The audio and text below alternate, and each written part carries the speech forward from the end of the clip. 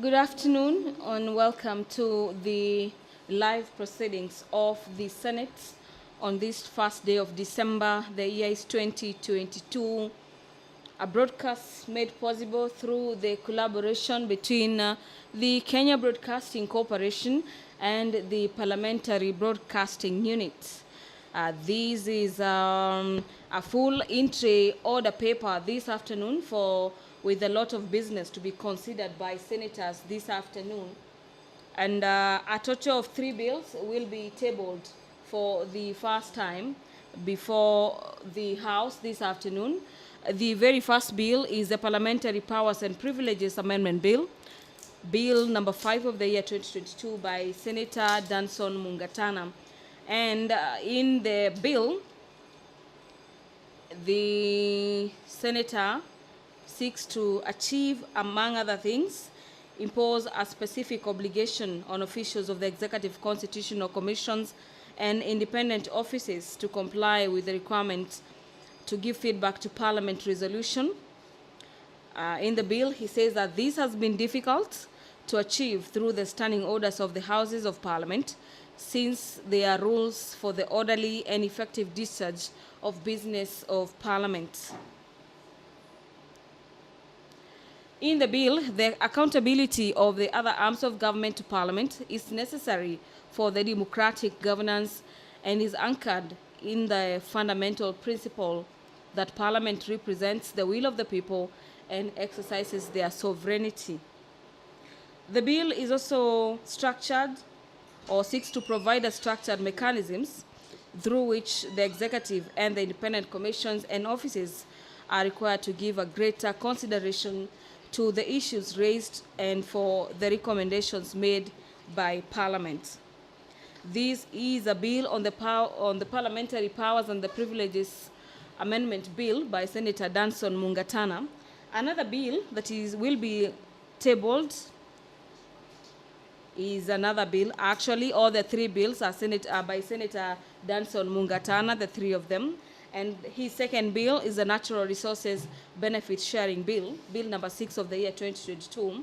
And this particular bill seeks to provide for a legislative framework for the establishment and enforcement of a system of benefit sharing in matters natural resources exploitation between the natural resource exploiters, the national government, the county governments, and local communities, and to the end provides that the Commission for Revenue Allocation oversees the same. The last bill by Senator Mungatana is the Preservation of Human Dignity and Enforcement of Economic and Social Rights Bill. This is a bill number 7 of the year 2022 under the 13th Parliament. The drought and hunger mitigation in Turkana County is a motion by Senator James Lomenen Ekwoma that will be considered before the floor this afternoon. Another motion given priority by the House this afternoon is a motion by Senate Majority Leader on the establishment of a parliamentary joint ad hoc committee on a legislative proposal to amend the Constitution to entrench certain specified funds. The business of the Senate is just about to commence. The Deputy Speaker of the Senate, Honorable Kathuri Murungi, is in the chambers this afternoon. I'll now hand you over for the live broadcast. Enjoy your viewing. Almighty God, we beseech you to build with your abundant favor and blessings as your servants whom have been pleased to call to leadership positions in this republic. We seek guidance to treat and consider all matters that shall come under our deliberation in so just and faithful manner as to advance the peace, prosperity, and welfare of our country and of those whose interests you have committed to our charge. Amen.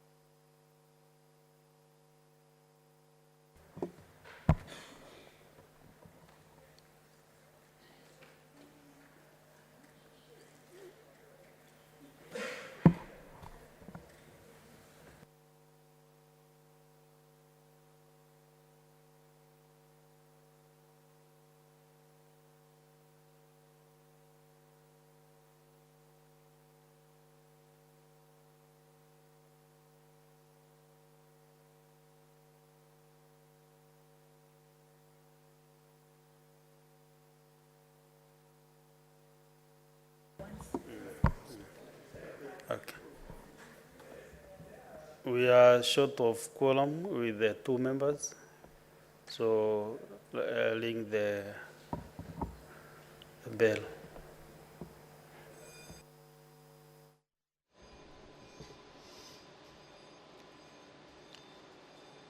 There is a shortage of quorum of members required to be in the chamber at any particular time the Senate is sitting.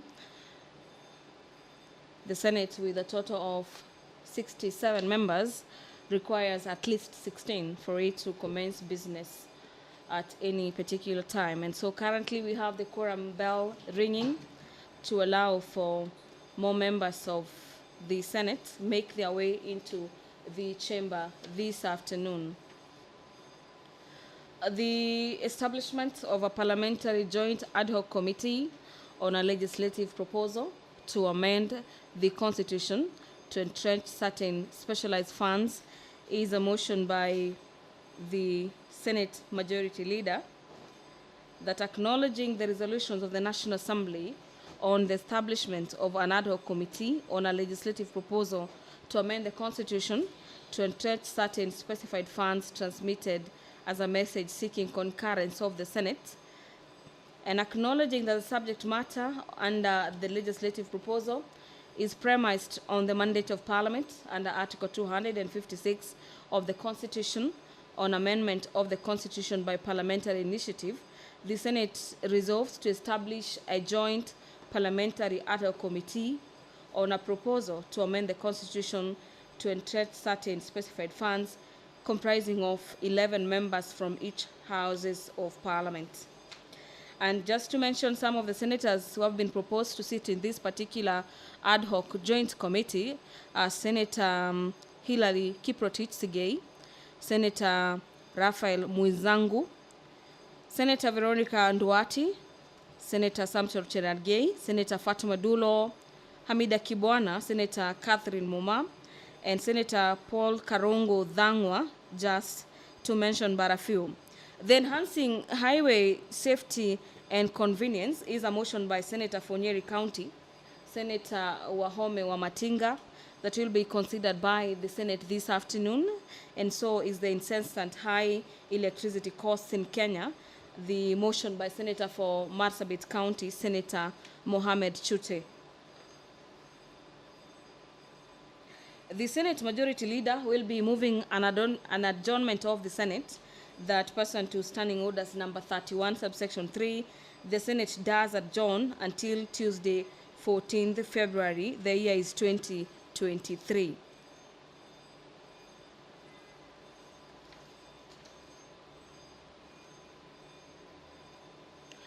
This could be the last day of the Senate to sit under this particular very first session of the 13th Parliament, as the Senate is set to commence the long recess and resume business in February in 2023. The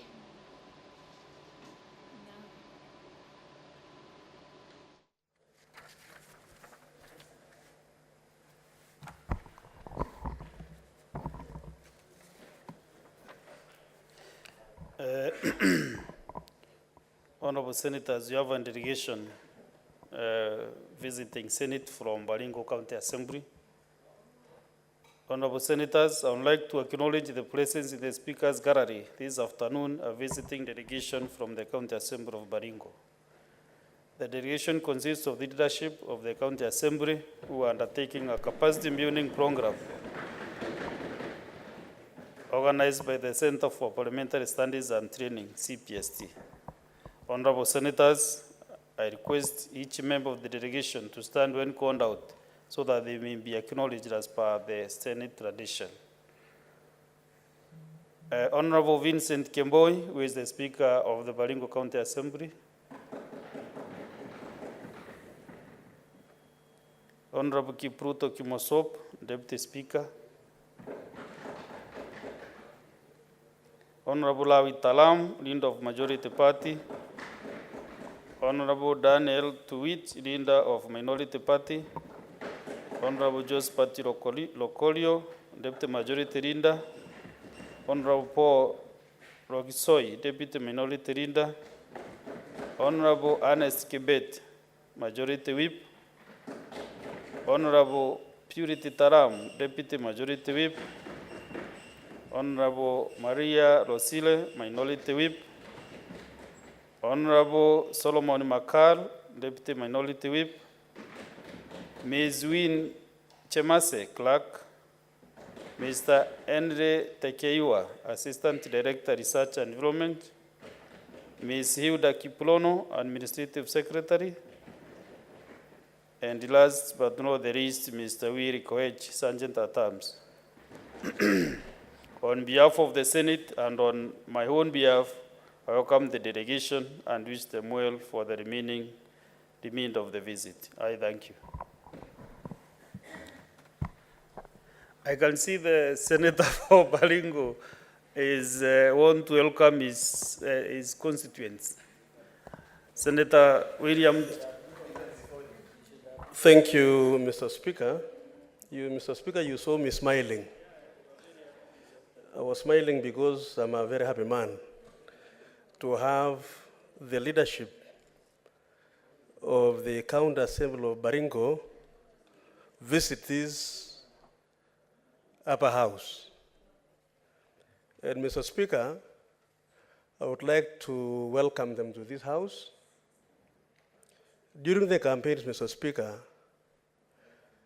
we were together seeking for votes and to be elected. This membership before this house, Mr. Speaker, are the leadership of the County Assembly.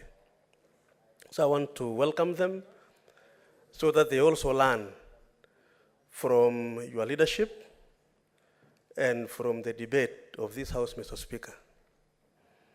Mr. Speaker, Baringo County is on record in this country to be the first county in the Republic to, in a very loud voice, refuse the very unconstitutional BBI. Mr. Speaker, initially, there was a feeling that Baringo was misled. But, Mr. Speaker, ultimately, when the High Court of the Republic, when the Court of Appeal of the Republic, and finally, when the Supreme Court declared BBI unconstitutional, Mr. Speaker, it became clear that Baringo County Assembly was right and was counted when history of this country will be made, Mr. Speaker. Mr. Speaker, I'm happy in this leadership today, the majority leader then is still the majority again this time round. He came back. Mr. Speaker, the Deputy Speaker of Baringo County, Honorable Kemosop, the other one is Honorable Lawi. Now he was a member of the Assembly. Today is the Deputy Speaker, again served in the previous Assembly, today is here. And many other members. I don't want to, because of time, I don't want to mention all their names. Mr. Speaker, so we are proud, I am personally happy that my county was able to lead the country in refusing to force to the throat of Kenyans the unconstitutional BBI.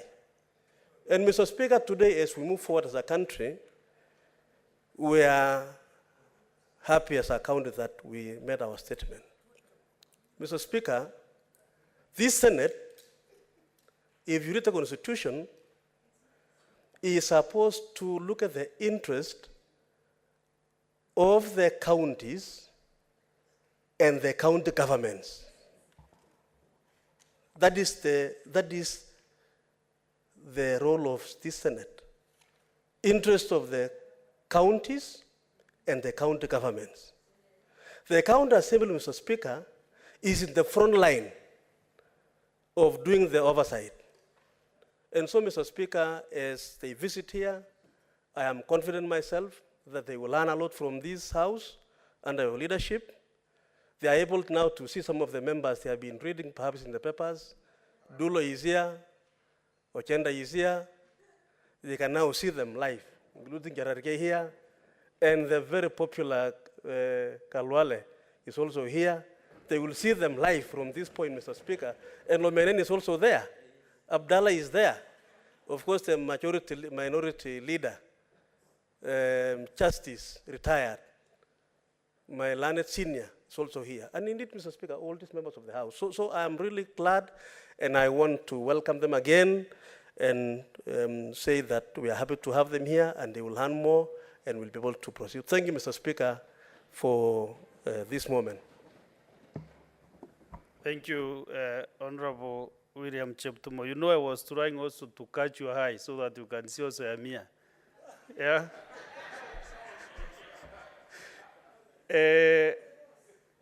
I want them also to know that Senator Cheptumo is our chair for national security. So any issues in Baringo, you saw them once and for all this time around. Senator, let me give the minority leader. No, I can see you are off. Okay. Okay, majority whip. Thank you, Mr. Speaker, sir. Mr. Speaker, sir, Baringo County, in the annals of the history of the Republic of Kenya, forever, Baringo will be remembered because they gave us the second president. And the second president and the longest serving president whose record of service shall never be surpassed. I welcome them. I congratulate them, and I want to assure them that as they go back, Mr. Speaker, they should know that issues of Baringo are right at the top of the mind of this Senate. As evident, Mr. Speaker, by the following. I request the honorable MCAs from Baringo to go and tell the governor that this House has passed the first law. It has received concurrence from the National Assembly. In the nearest future, it will be signed by His Excellency President Ruto, that is going to allow them to have additional resources and allocation that is going to unlock, Mr. Speaker, the challenges that the people of Baringo go through in accessing health. The second one, Mr. Speaker, is that I want them to go back with the good news that none other than my deputy, my able deputy, the position of majority is the only one in this parliament that has two doctors. One, the majority whip, and the other one, a doctor, the majority deputy whip. It's a fact. You cannot, even in Uganda, they don't have. In Tanzania, they do not have. Mr. Speaker, but with due respect, the people of Isiolo also set a record. They elected a doctor to be the first senator and the second governor. Having said that, Mr. Speaker, this is important. We would like our MCAs to read with this Senate from the same page. It's so important. Mr. Speaker, I would like them to know that the deputy whip, Dr. Lelegwe, spent the whole of yesterday convincing this House on the need to ensure that Baringo benefits from the LAPSET project that is a project of Vision 2030. And finally, Mr. Speaker, I would like to inform them that the distinguished senator from Turkana, Senator James Lomenen Ekomwa, spent time yesterday convincing this House to ensure that we have enough support to mitigate against hunger and drought not only in Baringo, but also in Turkana and all other ASAL areas. Mr. Speaker, I welcome them.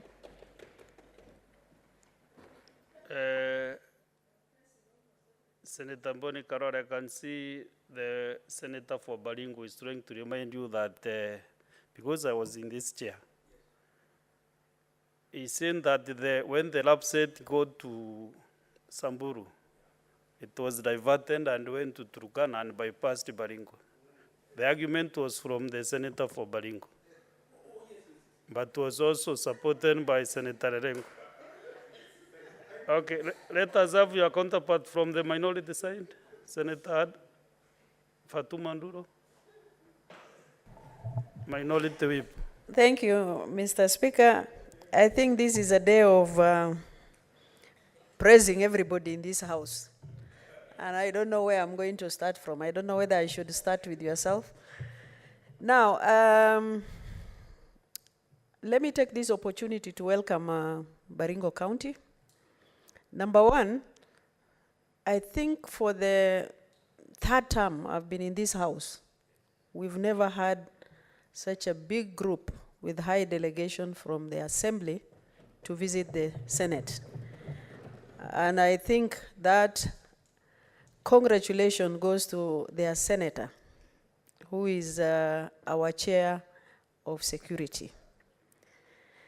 Number two, I think we have given them a lot of praises.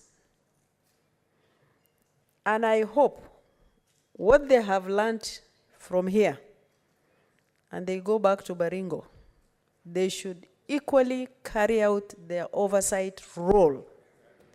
Yeah? So that when they come back next time, we praise them more. So there is a lot that they can learn from, especially the Secretariat. And also this chamber, I'm sure they are going to be around only today. I think Baringo has a lot of challenges, especially in security issues. And if the leadership of those counties that are affected with insecurity come together and unify their voice, they will get a solution. And you must be grateful to Senator Cheptumo that he is actually representing for the first time in this house the issue of Baringo very well. And I don't want to say the reasons. So, Mr. Speaker, Baringo County, your most assembly, you are most welcome. Make sure that you have delivered on your mandates.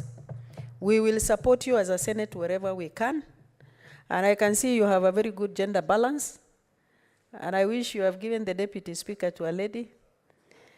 But what you have forgotten is, I think your first speaker is also a member of Parliament from Baringo, which is very good. It looks like you are churning out people who are going to be great leaders once again in this country.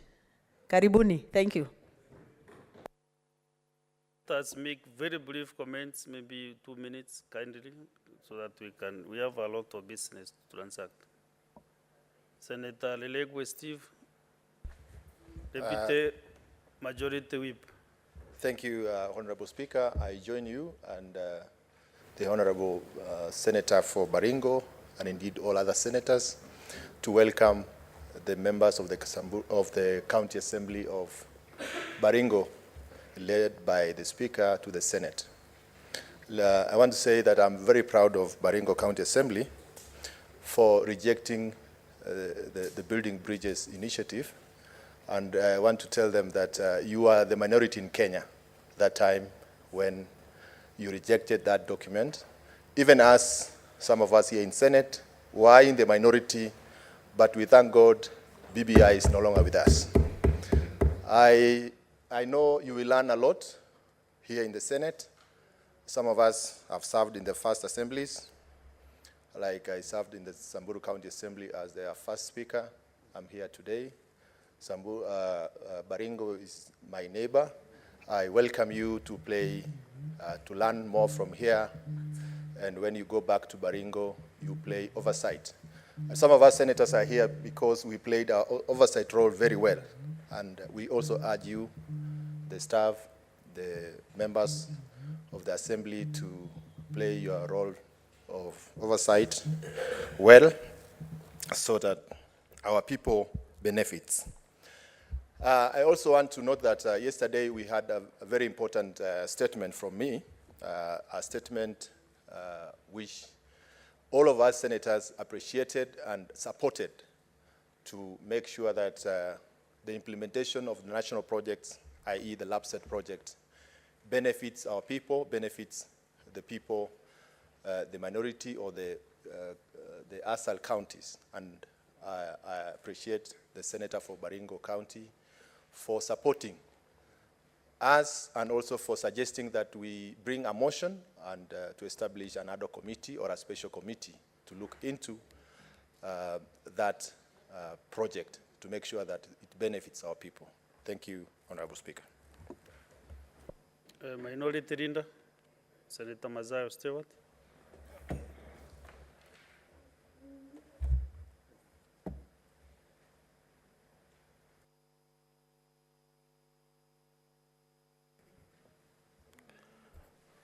Asante Bwana Spika. Bwana Spika, kwanza nataka kushukuru sana kwa mwito wako wa kuweza kuwaalika ndugu zetu kutoka pande za Baringo ambao ni waheshimiwa wa kaunti ya Baringo. Vile vile Bwana Spika, nikijiunga na wewe, ningependa kuwakaribisha sana hapa ndani ya bunge la Senate ili waweze kujionea utaratibu wa kazi inavyoendelea, na pia vile vile ya kwamba katika bunge hili letu la Senate hakuna kuegemea upande ule ambao unajua kabisa hata kama ni upande wako, ikiwa wanafanya makosa uko na haki ya kusema kwamba upande wangu hauko sawa, na ikiwa upande ule unafanya vile vile pia tunaambiana. Na hili ni bunge ambalo wazungu wanasema ni bipartisan. Kwa hiyo nataka kuwakaribisha sana, na najua wamekuwa hapa wameweza kujifundisha mengi. Cha muhimu tu kuwakumbusha ni kwamba wakati mlipokwenda kupiga kura hiyo tarehe 9 mwezi wa 8 kumchagua ndugu yangu wakili Cheptumo, mulipiga ndipo. Kwa hiyo mkae mkijua kabisa huko nyumbani ya kwamba mnawakilishwa hapa ndani ya bunge la Senate na seneta mshupavu zaidi. Kwa hiyo ndugu yangu, nakutakia kila laheri katika juhudi hizo zako za kuweza kuleta maendeleo huko nyumbani. Cha pili ni kwamba juhudi za wale wabunge wa bunge la County Assembly ya Baringo ni kwamba wakati wa campaign umekwisha. Manake mara nyingi tukiona ni kama ambao bado tunaenda katika hali ya campaign, lakini mambo ya campaign sasa imekwisha. Kazi iliyoko sasa ni nyinyi kujitokeza wazi na kuweza kusaidia watu wa Baringo ambao waliweza kuwapeleka katika hilo bunge. Kwa hiyo mimi nataka kusisitiza tu kitu kimoja. Tuache kusema pande huu ulishinda, pande huu ulishindwa. Tunajua kama mlishinda, na kama kulikuwa na mambo mengine ambao hayako hivyo yalikuweko, lakini sasa tumeweka nyuma, tunasonga mbele. Kenya ni moja. Kwa hiyo tunataka kuona maendeleo ya huko Baringo yakiendelea kisawasawa. La muhimu ni kutunza zile pesa. Tukiwa hapa tunataka kuona kwamba ripoti itakayokuja kutoka kwa Auditor General kwa mfula huu ambao nyinyi mko ndani ya hilo bunge, kuona ya kwamba mmeweza kutenda, mmeweza kulinda zile pesa na mmeweza kutekeleza wajibu katika lile bunge la county, kuona ya kwamba zile pesa hazitumiki kwa njia mbaya, na ile miradi ambayo imewekwa hapo ama imepangiwa kufanywa imefanywa ili kuona ya kwamba watu wa Baringo wamefaidika na ile miradi. Bwana Spika, la mwisho ni kwamba hatuko kushindana kwa akili. Kama kushindana kwa akili, pande hii pia iko na profesa wa sheria. iko na watu ambao wamesoma zaidi na iko na watu washupavu. Ndugu yangu Boni Khalwale yeye ni daktari, pande hii kuna profesa wa sheria. Ndugu zangu wengine hapa wamesoma zaidi kama ndugu yangu Cherargei, seneta wa Nandi, kijana mshupavu sana, ni mwanasheria. Kwa hiyo pande huu ukiangalia pia kuna jaji mstaafu na kuna dadangu mshupavu pia wa sheria na ndugu zangu wako hapa. Kwa hiyo hatuko hapa kushindana kiakili, tunashindana katika mjadala kuona ya kwamba tumeleta maendeleo kwa watu wa Kenya. Asante Bwana Spika. Asante sana. Hebu tumsikie seneta wa Nandi. Bwana Cherargei, Kiswahili chako kinafika wapi?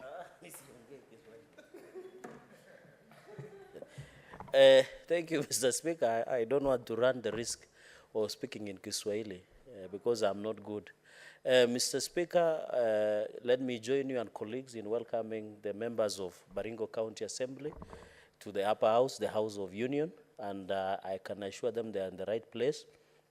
They are the ones who normally do primary oversight, and as we work together towards that end. The problem in this country is that most MCAs have confused themselves becoming public relations officers of governors and county governments. I hope Baringo County Assembly MCAs will continue distinguishing themselves. They must oversight Governor Cheboy and his administration for the good and the benefit of their people. Three things, Mr. Speaker. One is that we are proud and happy with the Baringo County Assembly. They were the first in annals of history. They appeared minority then, but they have proven to me one thing, that even if you are right, but your decision at that point is unpopular, you will be vindicated in fullness of time. Mr. Speaker, when they rejected the BBI, some of the leaders asked, and they are the sons of Sconion. They asked, Mr. Speaker, why is Baringo not passing BBI in one of the poor counties in the Republic? It was a shocking statement that they were finally vindicated, but I'm happy, Mr. Speaker, and urge them that when it is right to stand with the truth, please continue standing with it. Number two, Mr. Speaker, is to thank them for electing my brother and my senior, Senator Cheptumo, Mr. Speaker. When he was serving as the chair JLAC, then I was serving as the chair JLAC in the Senate, and Cheptumo, I didn't know Cheptumo would come to the Senate because he was not always excited to be with the senators, but now he's one of us, and I'm happy he's here. He's one of the senior members, and we are proud of them, Mr. Speaker. The third and final point is on the SRC, Mr. Speaker. These leaders, they are the first call. These are overglorified social workers. Anything that happens in the village, Mr. Speaker, the first call is the local MCA. When somebody wants to get married, MCA. When somebody dies, MCA. When somebody is gotten with somebody's wife, the first point of call is MCS, Mr. Speaker. So, Mr. Speaker, I'm just describing how enormous the work of an MCA in this republic is. So when we see SRC wants to deny them even mileage allowance and other things, Mr. Speaker, like mileage allowance, like car grant, Mr. Speaker. What is your point of order, Senator Mazai? Bwana Spika, sijui kama umesikia vile nimesikia. Bwana Spika, ndugu yangu Cherargei anasema ya kwamba kabla hujaenda kuoa bibi yako ambaye utaishi naye miaka yote mpaka ufe, ni haki kwa yeye kusema ya kwamba ma MCA ni wa kwanza kabla hujamuoa uende ukamuulize yeye nataka kuoa yule bibi.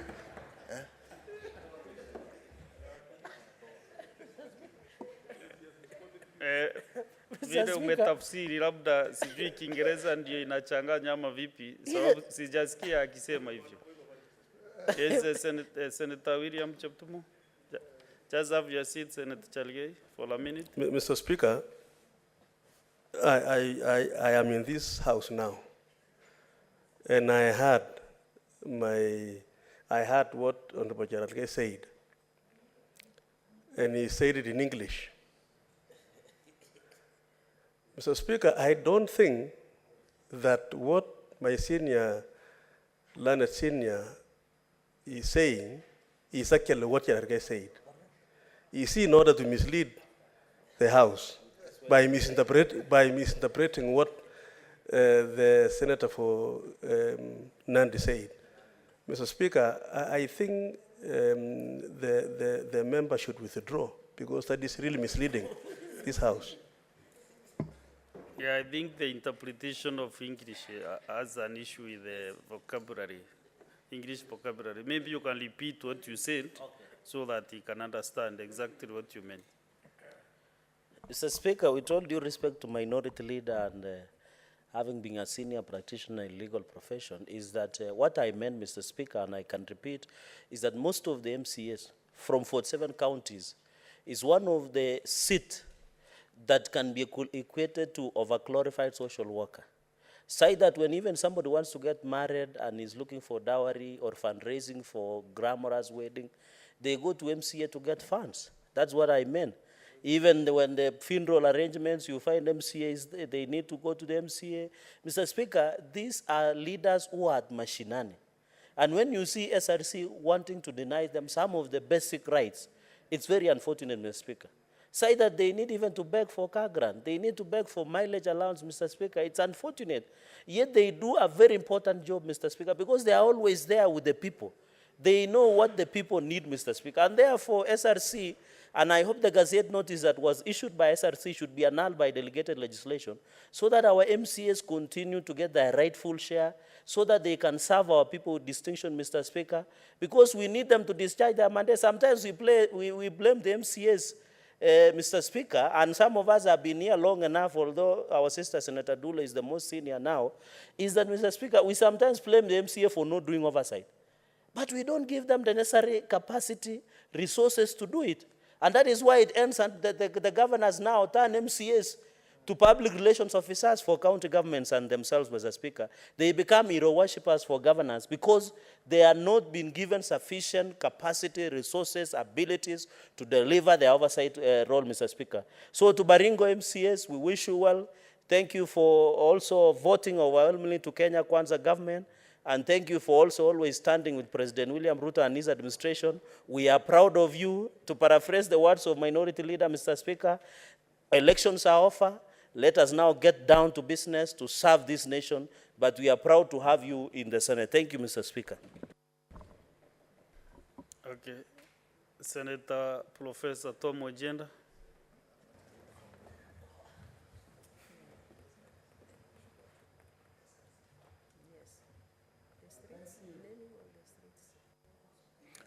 Thank you, Mr. Speaker, for allowing me to join my colleague and classmate William Cheptumo, the Senator for Baringo, and my other colleagues, Senator Chiralgei and the Leader of Minority, in welcoming Baringo County, members of the Baringo County Assembly to the Senate. Mr. Speaker, sir, I am aware that a lot of accolades have now been given to the members of the county for rejecting the BBI bill. I think the BBI bill, though rejected, had a few good things, and I think that it may be work in the past, but the clamor to amend the Constitution in certain parts, Mr. Speaker, sir, is a going concern, including what we have in the Assembly today. And we note, therefore, that the Constitution of Kenya 2010 has certain shortfalls. And of course, any amendment that will put money into the hands of the Assembly and will deliver for the people of this country, whether in Baringo County or elsewhere, I think is a welcome thing, Mr. Speaker. Mr. Speaker, sir, let me just say this, that the framework of law that was created, of course, to enable Chapter 11 take effect, that is the County Government Act number 17 of 2012, has ensured that counties function. And I believe that even now, as we see what is going on, Mr. Speaker, sir, in Meru County, in the County Assembly, where an impeachment is ongoing, I understand that yesterday the court gave orders to stop that process. But essentially, the fact that MCAs and governance at the level of County Assembly is one that supports the functioning of this House and vice versa, cannot be gainsaid, Mr. Speaker, sir. County assemblies must be equipped to perform their role, but also to understand the role of Senate under Article 96, but also to ensure that their primary role of oversight is undertaken in line with the law. We do not want, Mr. Speaker, sir, to have county assemblies that sleep and that go to bed with the executive and leave all the work to us. So I allowed the County Assembly of Baringo. I know the work that they're doing. And Mr. Speaker, sir, Baringo is an interesting county. It is one of those counties where we have what I call backs and the first governor serving for a term. Then it is as though they've agreed with the next governor to give space again, then that governor comes back. So now we have the first governor in office as the third governor. I'm sure that perhaps next time the next governor will come back to complete his term. Mr. Speaker, sir, it is also in Baringo where we had my classmate, Senator William Cheptumo, floor a giant politician, the leader of KANU. I mean, this county is interesting. And Mr. Speaker, sir, since he's chair of security, we hope that he will work with the county assembly to ensure that matters of security are brought to an end, that we do not have incessant insecurity in Baringo County, because that affects the neighboring counties as well, Mr. Speaker, sir. So I thank the members. As you come here, please work with your senator. If you have any bills that need to be prioritized, please bring them here. We will deal with them to give capacity to your county and to other counties, because it is our business to have strong counties that deliver the people of this country. Thank you, Mr. Speaker. Thank you. Last one from Senator Tobiko Peris. Thank you, Mr. Speaker. Mr. Speaker, I rise to welcome the delegation from Baringo County Assembly to the Senate. And Mr. Speaker, I know Baringo County is a nasal county like Kajiado, and so they may be going through the effects of the drought, the current drought, Mr. Speaker.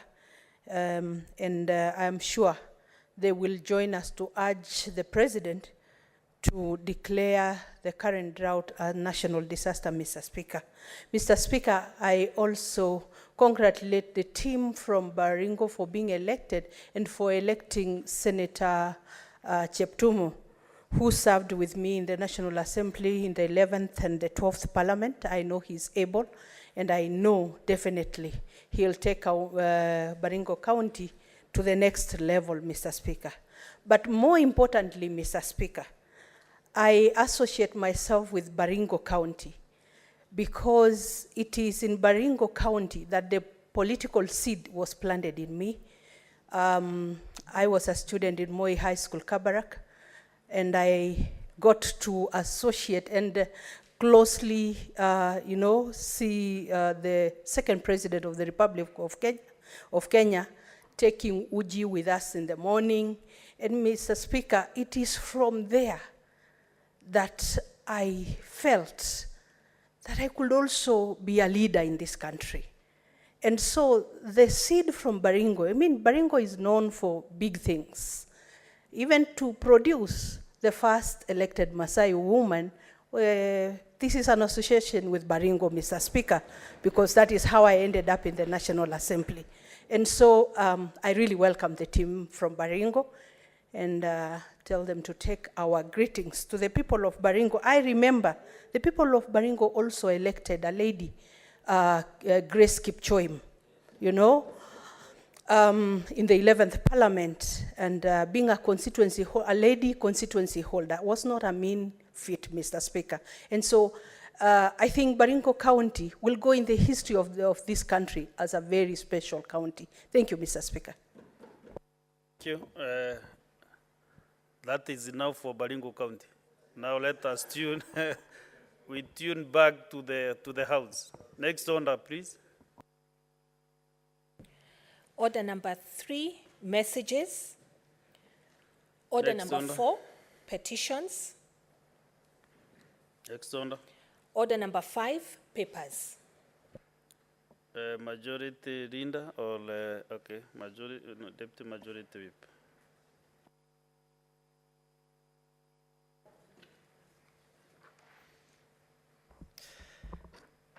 Honorable Speaker, I beg to lay the following papers on the table of the Senate today, 1st December 2022. The statutory instruments exemption from expiry, regulations notice number 217 of 2022, the reports of the Auditor General, County Executives Volume 1 for financial year 2019-2022, County Executives Volume 1 for financial year 2020-2021, County Assemblies Volume 2 for financial year 2019-2020, County Assemblies Volume 2 for financial year 2020-2021.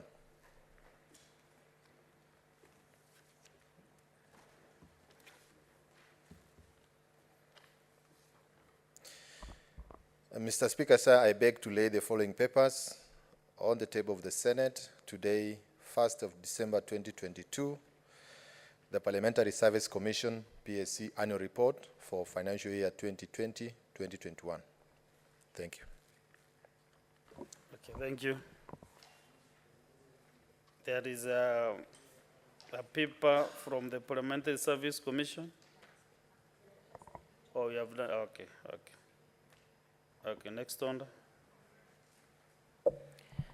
Order number 6, notices of motion. There is a motion again from the majority leader.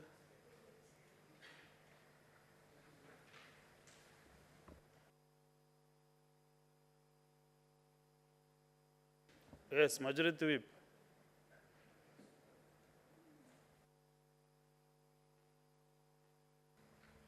Mr. Speaker, sir, I rise to give notice of the following motion. A motion for establishment of the Parliamentary Joint Ad Hoc Committee on a legislative proposal to amend the Constitution of Kenya to entrench certain specialized funds. Mr. Speaker, sir, that acknowledging the resolution of the National Assembly on the establishment of a committee on the legislative proposal to amend the Constitution to entrench certain specialized funds transmitted as a message seeking concurrence of this Senate, recognizing the need for a bicameral approach on the proposal prior to publication of the relevant bill, and acknowledging that the subject matter of the legislative proposal is premised on the mandate of Parliament under Article 256 of the Constitution on the amendment of the Constitution by parliamentary initiative. Now, therefore, Mr. Speaker, the Senate resolves that 1, to establish a joint parliamentary ad hoc committee on a proposal to amend the Constitution to entrench certain specialized funds comprising 11 members from each of the Houses of Parliament. A, to facilitate coalition of views from senators during debate and inviting senators with similar or related proposals to make submissions before the committee. And B, to invite, engage with, and consider submissions from stakeholders and relevant constitutional and statutory bodies with a law reform mandate, including the Attorney General and the commissions and independent offices established under Chapter 15 of our Constitution. And C, to, in consultations with the sponsors, attempt to develop and recommend a harmonized version of the proposal arising from the submission received. And D, to report to the Houses of Parliament within 90 days to enable the speakers to make a decision and give direction on whether or not the legislative proposal is to be published into a bill or not to proceed with. 2, Mr. Speaker, that the offices of the clerks of the Houses of Parliament provide secretarial services to the Joint Parliamentary Ad Hoc Committee in accordance with our standing orders. And 3, that the following senators represent the Senate in the Joint Ad Hoc Committee. 1. Senator Wakili Hilary Kiprotich Sigei, MP. Senator Rafael Chimera Mwinzangu, MP. Senator Veronica Waheti Nduati, MP. Senator Samson Kiprotich Cherargei, MP. Senator William Cheptumo Kipkiror, CBS, MP. Senator Danson Mbuya Mungatana, MGH, MP. Senator Fatuma Adandulo, CBS, MP.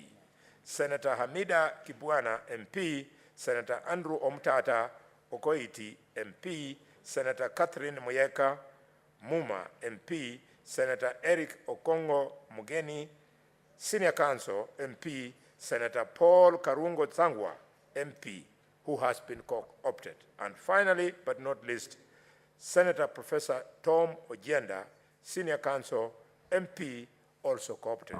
I thank you. Thank you. Next order. Order number 7, statements. There is a statement from Senator Christo Asige, who will be represented by Senator Zena Lemaletian. Proceed, kindly.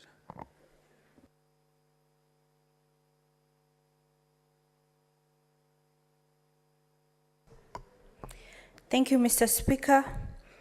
And on behalf of my colleague, Senator Christo Lasige, who is in Juba, I want to read her statement on the matter of international concern on the International Day of Persons with Disabilities. Mr. Speaker, I rise pursuant to Standing Order 52-1 to make a statement on a matter of international concern to commemorate the International Day of Persons with Disabilities that is celebrated annually on the 3rd of December. The theme this year is Transformative Solutions for Inclusive Development, the role of innovation in fueling an accessible and equitable world. Mr. Speaker, the International Day of Persons with Disabilities was first established by the United Nations in 1992 and continues to promote disability mainstreaming and mobilize global support around disability advocacy and awareness.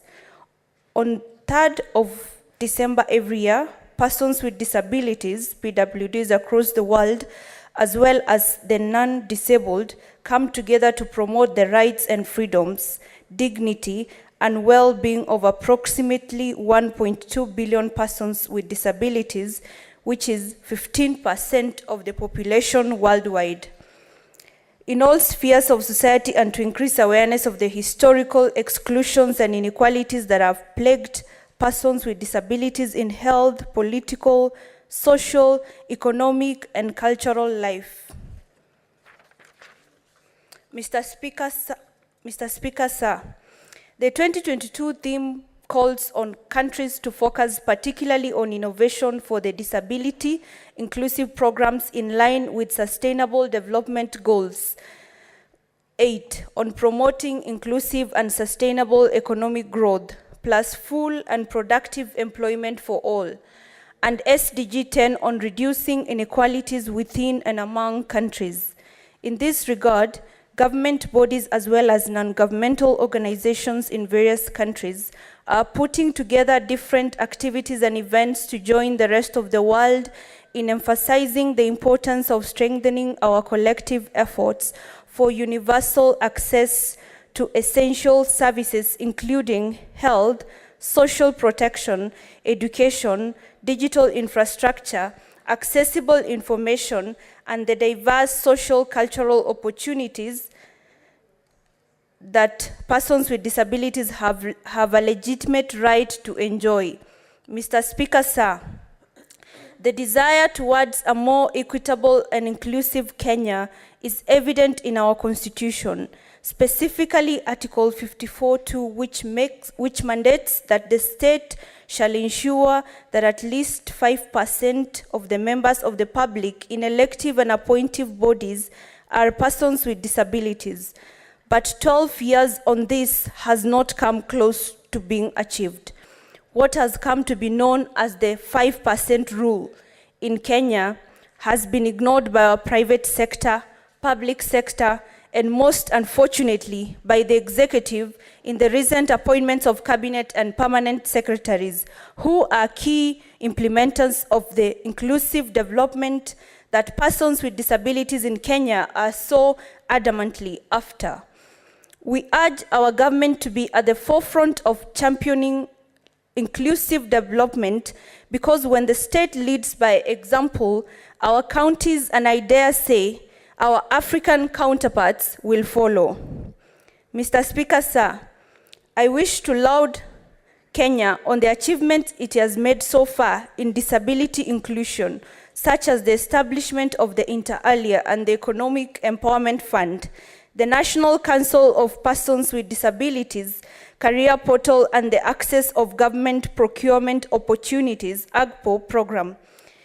However, this and other programs still face systemic changes in being fully implemented, therefore giving the current government opportunities for improvement. Additional areas that PWDs can be further empowered on include progressive allocations of funds for assistive equipment, accessible infrastructure and inclusive transport, subsidies in the purchase of technology, software, and hardware that are essential in transforming their experience when trying to perform simple and daily tasks, but need to be made more affordable, and adequate teacher training in inclusive education and healthcare at all levels for persons with disabilities. Mr. Speaker, as I conclude, I wish to reiterate and call on us to deliberate champions of disability inclusion and to become transformative problem solvers toward the realization of inclusive development. This can be achieved through the following. 1, the government calling for a recount with the aim of acquiring recent and accurate data on persons with disabilities in the country, acknowledging the disparity between the recorded 3.8% percentage of persons with disabilities in our 2009 census and recorded 2.2% of persons with disabilities in our 2019 census. It should be noted that any interventions in the budgetary allocations research into disability, outreach programs, and the threshold in achieving the 5% rule by the government will be hampered by inaccurate data. Secondly, ensuring the ministries of education, public service, and gender affairs, and held together with organizations of persons with disabilities, continue to push for accessibility in our built environment, ensuring that all development projects adhere to international universal designs. Thirdly, the government creating frameworks for adequate assistive software technology customized to suit different needs of PWDs, ensuring that these technologies are made more affordable so as to reach all corners of the country, allowing PWDs to perform effectively in education, employment, and accessing other essential services.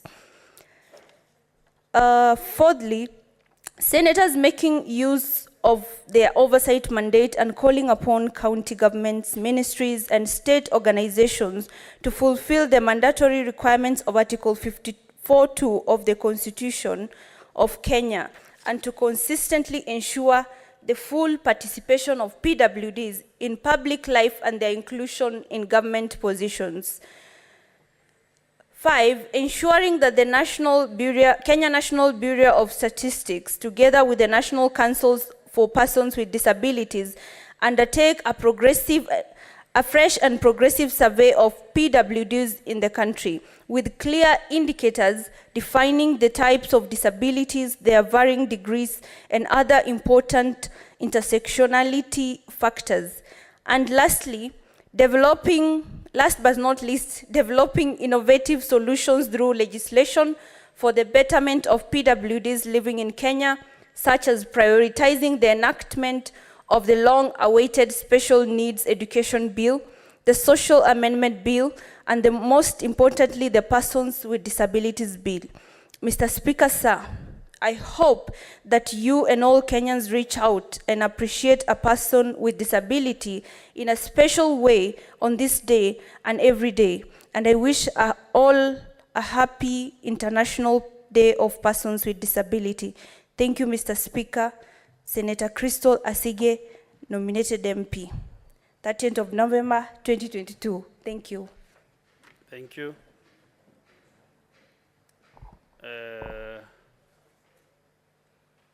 Let's go to the next statement by Senator Mariam Omar.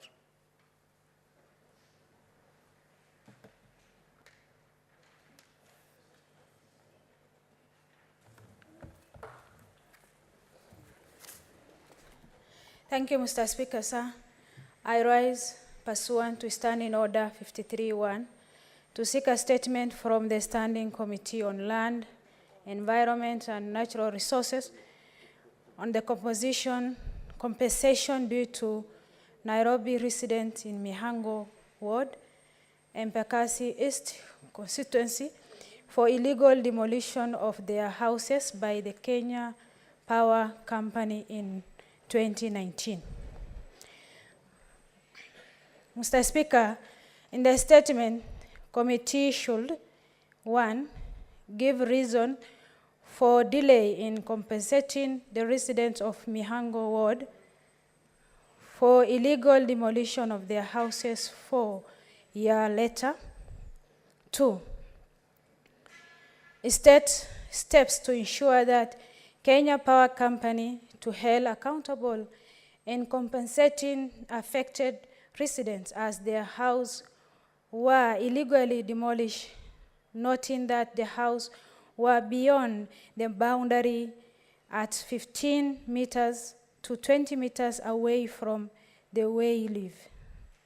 3rd, state short-term and long-term measures that company will implement to avoid future unnecessary loss of property and discourage illegal encroachment. 4th, finally, cause the company to elect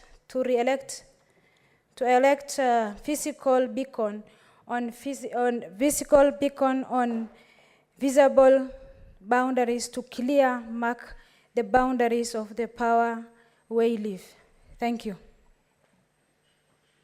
Okay, next is Senator Samson Chelage.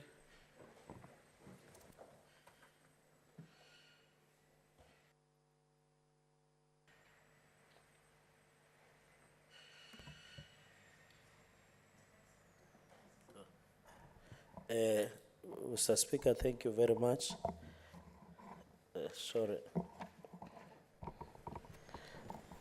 Request for statement on the status of athletics and management of athletes following poor performance of the 2021 Tokyo Olympics. Mr. Speaker, sir, I rise pursuant to Standing Order 53-1 to seek a statement from the Standing Committee on Labor and Social Welfare regarding the status of athletics after poor performance of Tokyo Olympics 2021 and mismanagement of athletes by the Ministry of Youth, Sports, Youth Affairs, Sports and Arts, Athletics Kenya, and Olympic Committee of Kenya. In the statement, Mr. Speaker, the committee should, 1, state the reasons for the dismal performance by the Kenyan national team to the 2021 Tokyo Olympics in both track and field events, including a historic loss of the steeplechase 3,000 meters, an event that Kenya has consistently won in Olympics and other major races since independence.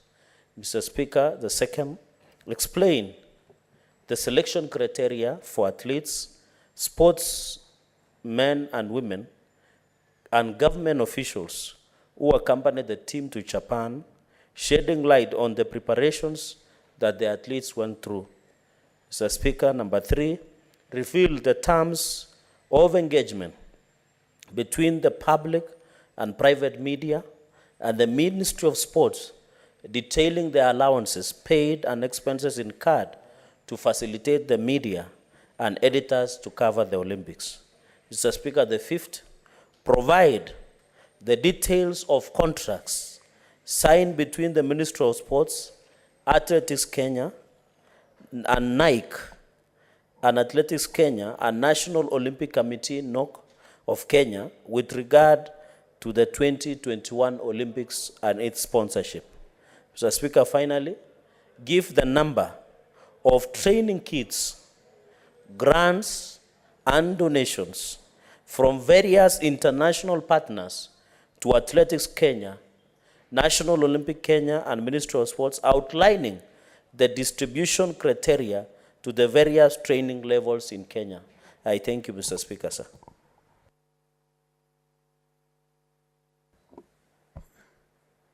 I can see Senator Gloria Lob. I want to make a comment on this statement.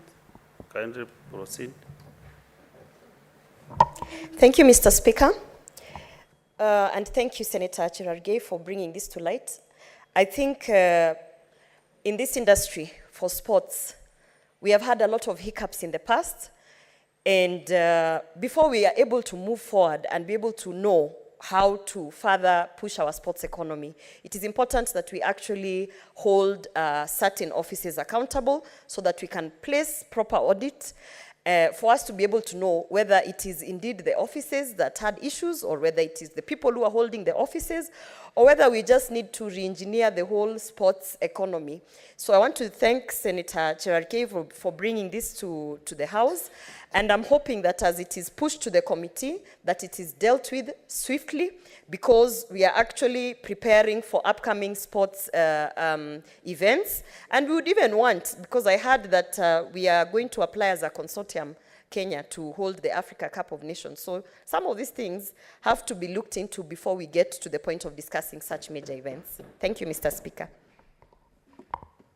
Senator Boni Karwari. Thank you, Mr. Speaker. Mr. Speaker, this statement requires that we all stand behind it.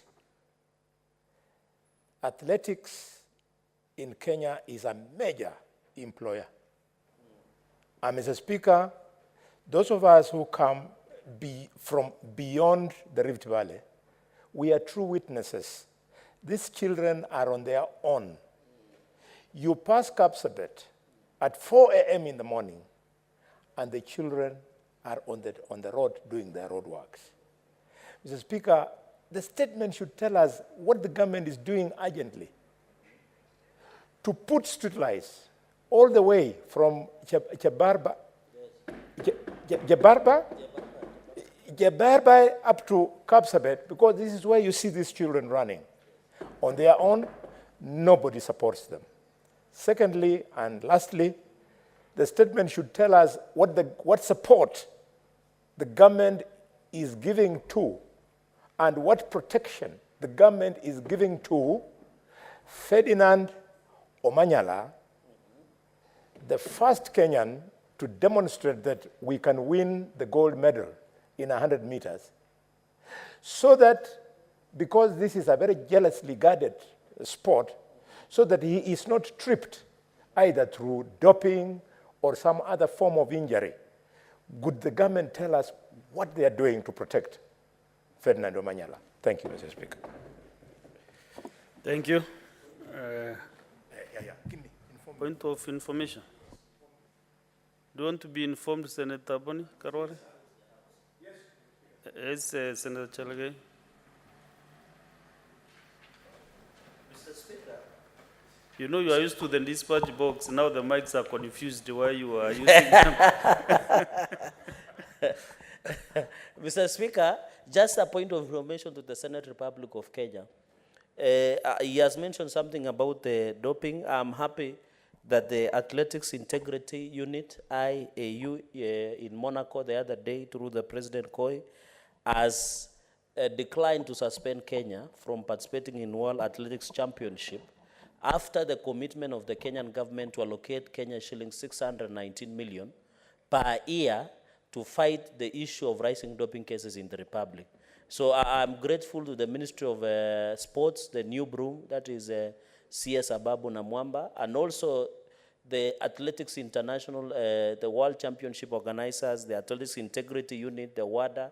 Mr. Speaker, I hope the 619 million that will be allocated annually to fight the rising cases of doping will assist to clean our sports. And mine is to ask all sportsmen and women from athletics, from football, volleyball, and many other disciplines, Mr. Speaker, to play a clean game. It doesn't make sense to get doping, Mr. Speaker, and to call upon that, Mr. Speaker, as we fight the menace of doping in the country, Mr. Speaker, is to also call upon the DCI and DPP to prosecute anybody who assists our sportsmen and women to use banned substances or to participate in doping. And I think the DCI, the ball is on his court. There were many cases reported by ADAC. We need heads to roll, Mr. Speaker, so that we can have a clean game. Thank you, Mr. Speaker. That is a cup full of information. I thought, Senator, the next statement is from Senator for Taita Taveta, and she is not around still. He has two statements, and Senator Mombasa, Senator Mohamed Faki. Those statements still stand fund until when they will be available to prosecute them. Senator Perez Tobiko, you have a statement? Thank you, Speaker. Speaker, I rise pursuant to Standing Order number 53-1 to seek a statement from the Standing Committee on Land, Environment and Natural Resources on the status of implementation of the Wildlife Conservation and Management Act 2013.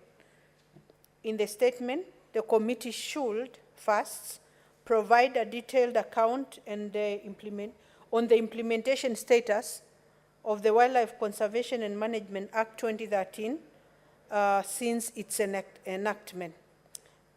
Second, indicate the steps taken, if any, to implement the National Wildlife Conservation and Management Strategy, stating whether a review of the strategy has been done every 5 years as mandated by the Act. Third, clarify whether the Wildlife Endowment Fund has been established, and if so, also provide a detailed breakdown of disbursements made from the fund since its inception. Fourth, provide a per county, sub-county, and ward breakdown of beneficiaries of the Wildlife Compensation Scheme established by the fund since its establishment. And lastly, but not least, state the targeted interventions, guidelines, and incentives the Ministry of Tourism, Wildlife and Heritage has in place to address emerging challenges of natural resource sharing amongst communities, in Kajiado County and others bordering the Amboseli National Park, who are victims of incessant wildlife conflicts, human-wildlife conflict. Thank you, Mr. Speaker. Okay, thank you. We have a statement understanding order 56-1E from the Chairperson, Standing Committee on Devolution and Intergovernmental Relations. Senator Abbas.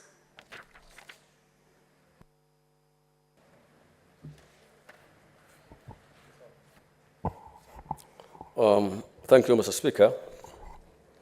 I beg to make a statement on pursuant to Standing Order 561A in response to the statement by Senator Professor Tom Odhiambo Ojenda regarding the border dispute between Kisumu, Nandi, and Kericho counties. Honorable Speaker, I rise pursuant to Standing Order 561A. What is it, Majority Whip? Speaker, unless the tradition has changed, but our practice has been for many years, that a statement, an answer to a statement requested for by a member is given when the member is in the House. Given what? Yes. So, Mr. Speaker, I noticed Professor Ojenda is not in the House. So who is receiving the statement?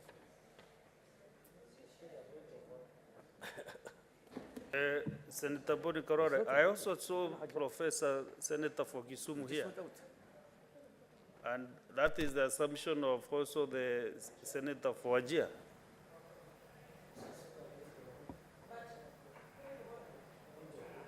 Senator Samson Chelege. Mr. Speaker, with all due respect to the chair of devolution intergovernmental relations, I thought he was providing the statement on the overview of the committee. Because the tradition of this House, unless it has changed, is that whenever I have a statement with a committee, the answer is handled at the level between the committee and the member.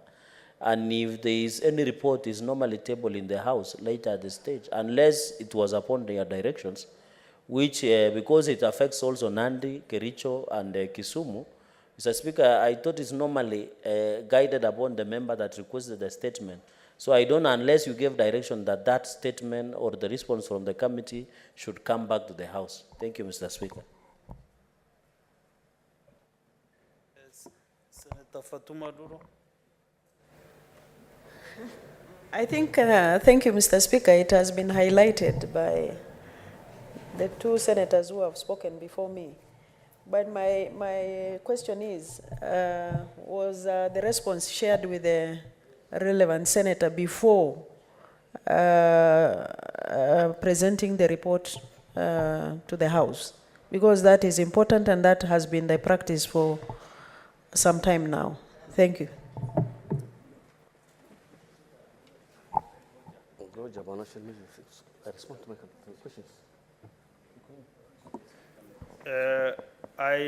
Where I see it, I am not sure who should inform the owner of the statement. Is it the chairman of the committee or the secretariat? Who should inform the... So, Chair Devolution, is the Senator Professor Gender, is he aware that you'll be presenting the answer to his statement this afternoon? Mr. Speaker, the Professor's agenda was supposed to appear for the committee meeting, but he was not present, but he has been informed on the response of the committee, on the findings of the committee. To give him some justice, I suggest we defer until the next sitting so that also he can be available. So that if he did not appear before the committee and he is not in the chamber right now, I think it will be giving him some disservice.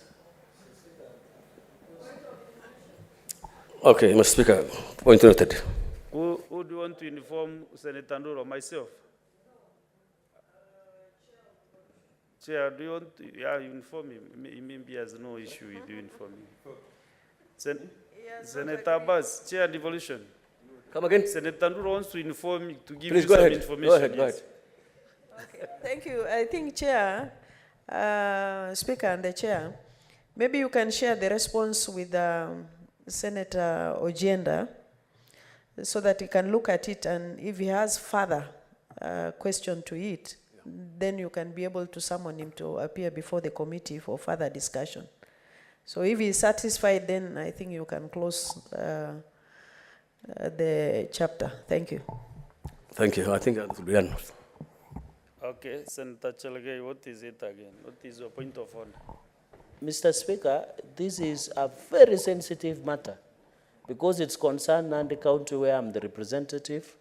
It also concerns Kericho County and Kisumu. Mr. Speaker, adding on your ruling, can you kindly direct the committee and the chair to also share with us the response so that we don't suffer unfairness in terms of the response? Because Nandi, the issue they are discussing is the boundary that we share. And the committee even has not found it wise to even invite me through even an SMS or a WhatsApp message, Mr. Speaker, because my people are also watching. So if we address the issue of Kisumu County and don't involve Nandi and Kericho, Mr. Speaker, it will be unfair. And you know, this is a very sensitive matter. And I want to ask the committee, let them come to the ground. vitu ni different kwa ground, Mr. Speaker, so that when we have a message or a report back, we have, Mr. Speaker, issue of boundary is so sensitive. It should not be taken lightly, Mr. Speaker. And as a senator of Nandi, Mr. Speaker, I will not sit here and allow a prejudicial report to be tabled in the House that might in any case affect in an unfair way, Mr. Speaker. This is a very sensitive issue. It's beyond even a man and a wife, Mr. Speaker. This is a very serious issue. Senator Samson Chalage, I advise you to just walk to approach the chair and devolution and start sharing the content so that maybe by the next time he presents, will be at an advantage also. So, Senator Abbas. Mr. Speaker, I think this issue has come in the 12th Parliament and to discuss so much. So I think Segei is aware of what has been happening. And we are only responding to Dr. Jenda's issues. And actually what we found was that this thing was already discussed, and there's a bill coming by Honorable Senator Ojwang on the same issue, who was the former chairman. Thank you. Let's go to the next statement by the majority leader.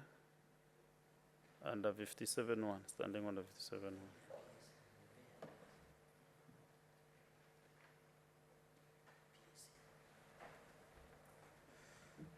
Thank you, Mr. Speaker. Mr. Speaker, sir, I rise pursuant to Standing Order number 57-1, and I hereby present to the Senate the status of the business before the House. Mr. Speaker, before I make the substantive statement, allow me to make two short remarks. The first one is that just 12 hours after the Hustlers Fund was launched, Mr. Speaker, it's so exciting that already, Mr. Speaker, 408 million Kenyans have applied and have received 1.14 million shillings, Mr. Speaker. Mr. Speaker, I would like to amplify this and assure hustlers. Sorry, Senator Boni, there's a point of order from Senator Matinga. Yes, Mr. Speaker, sir, I want to collect Senator Boni Khalwale. It is not 480 million, it's 4.8 million, so that information is right. 4.8 million Kenyans. Proceed. Mr. Speaker, sir, I'm not responsible for the misleading source that the distinguished senator from Nyeri is using. I am quoting the CS. Actually, I wish you could have done the other way around. You first give us a statement from the majority leader. Because you are presenting on his behalf and he not and instruct you. Yes. To start the other way you have started. Then I come to this. Yes, yes. Or do I dispense that point of order? Mr. Speaker, do I dispense or I hold it? I put my finger on it. Senator for Nyeri is coming. Mr. Speaker, sir, as we are all aware, today, Thursday, 1st December 2022, is the last sitting day pursuant to the Senate calendar for the first session that was adopted on Wednesday, 12th October 2022, and as such, at the rise of the Senate later this evening, the Senate will proceed to recess until Tuesday, 14th February 2022, God willing. In the event that there will be need for sittings of the Senate during the recess period, special sittings will be convened pursuant to Standing Order number 33. Mr. Speaker, sir, with respect to the business of this Senate, a total of 5 bills have already so far been published. Out of this, 1 bill has been concluded and referred to the National Assembly for consideration. I'm aware that the National Assembly has concluded the consideration of this bill and that a message will be referred to the Senate within 1 day. 1 bill is awaiting second reading, and in this respect, I urge the Standing Committee on Education to expedite consideration of the County Vocational and Training Bill, Senate Bill number 3 of 2022. Mr. Speaker, 3 more bills have been scheduled in today's supplementary order paper for first reading at orders number 8, 9, and 10, following conclusion of the concurrence process under Article 110(3) of our Constitution. Mr. Speaker, sir, there are a number of bills that are now ready for publication. These are Enjoyment Amendment Bill, the Lifestyle Audit Bill, the Startup Bill, the Treaty Making and Ratification Bill, the Prompt Payment Bill, the County Licensing Uniform Procedures Bill, the Office of the County Printer Bill, the Agriculture and Livestock Extension Services Bill, the Mung Bill, and, Mr. Speaker, the Kenya Immigration and Citizenship Amendment Bill. The following legislative proposals have been referred to the relevant standing committees for pre-publication scrutiny pursuant to Standing Order number 131. 1, the Concert Technopolis Bill, the Tea Amendment Bill, and the Constitution of Kenya Amendment Bill. The above listed proposals will be formally introduced in the Senate upon conclusion of the concurrence process pursuant to Article 110(3) of the Constitution. The Office of the Speaker of the Senate and those of the Senate leadership have been engaging with our counterparts in the National Assembly to establish a structured mechanism of concurrence on bills which will facilitate and expeditiously process. Suffice to say that in the meantime, the determination of the nature of bills procedure bill is at the drafting stage and will be ready for publication very soon. Mr. Speaker, sir, we all appreciate and recognize the importance of petitions, motions, statements as legislative tools to undertake our constitutional mandate.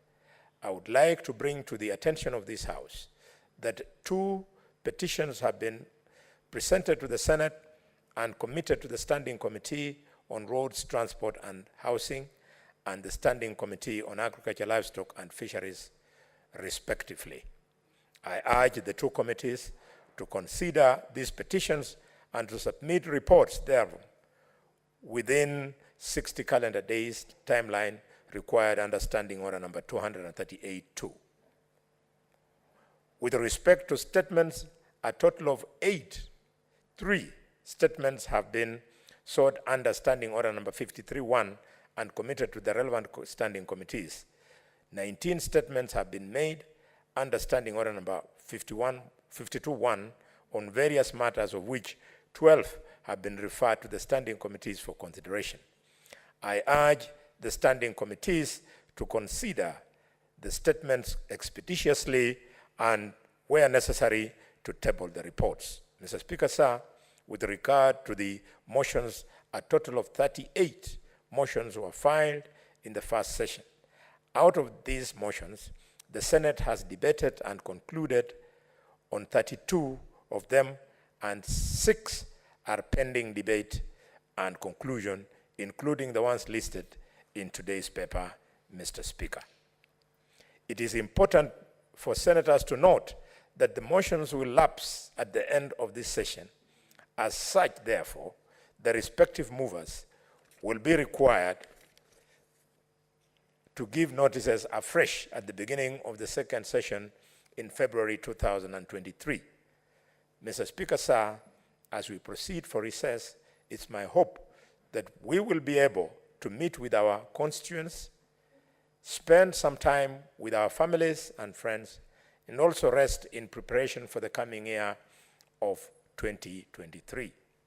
In conclusion, the month of December being that time associated with 3 important holidays in the calendar year, allow me, Mr. Speaker, sir, to end by wishing all honorable senators a happy Jamhuri Day, a Merry Christmas, and a prosperous new 2023.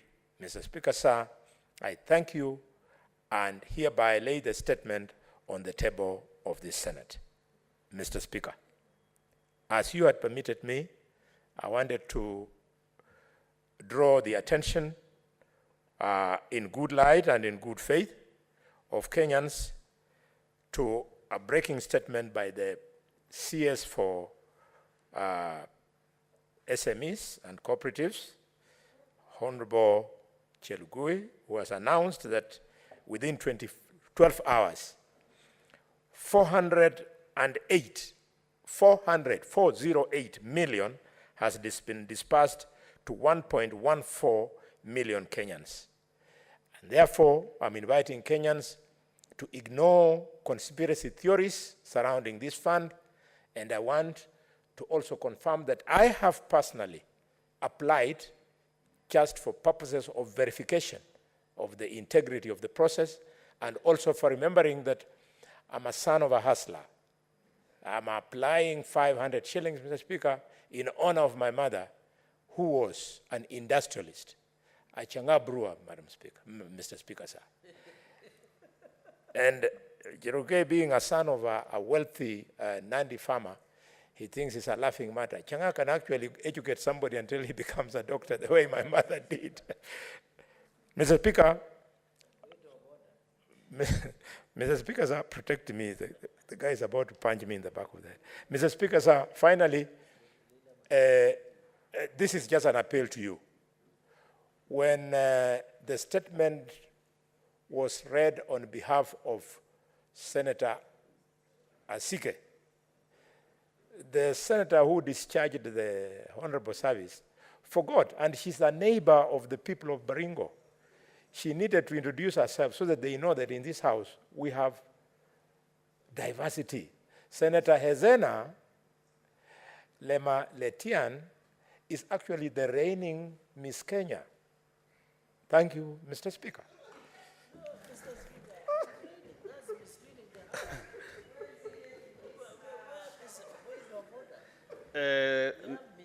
Okay, next order.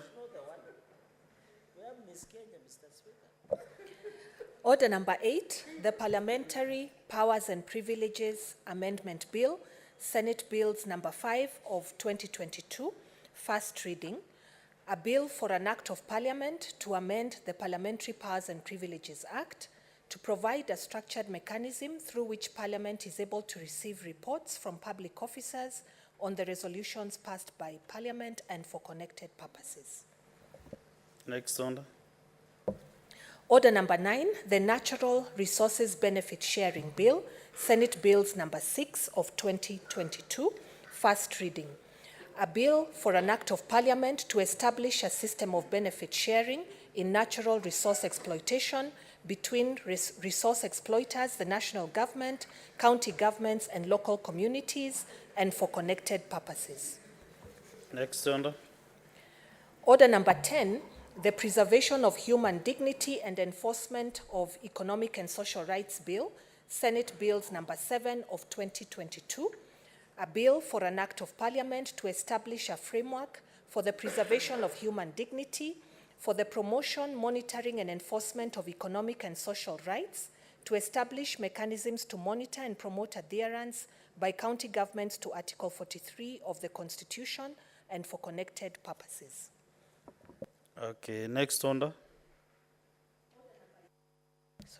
Order number 11, motion, drought and hunger mitigation in Turkana County.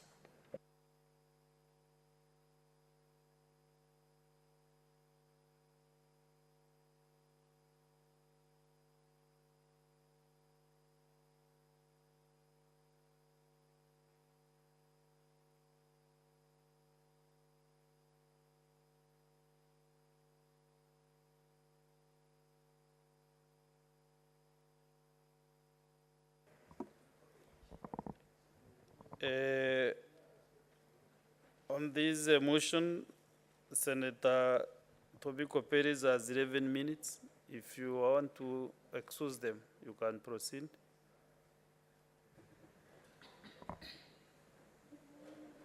Thank you, Speaker. Speaker, let me continue with the issue of the drought in Turkana and in majority of the ASAL counties, Mr. Speaker. And Mr. Speaker, after many honorable colleagues spoke yesterday about the drought and how it has ravaged this country, Mr. Speaker. Mr. Speaker, we have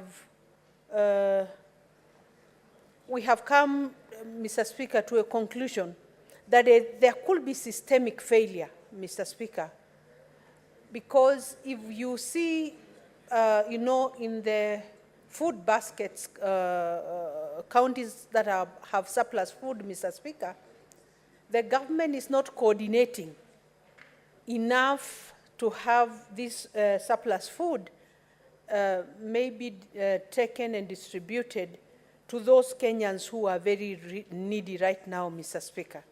Mr. Speaker, actually it's more than, I think we have lost by now maybe more than 3/4 of the livestock that we had in this country.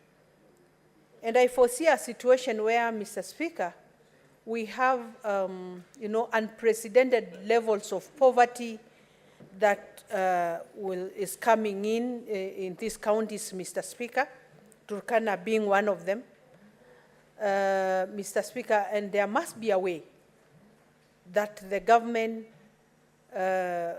will be able to address and forestall this kind of imminent poverty coming in, Mr. Speaker.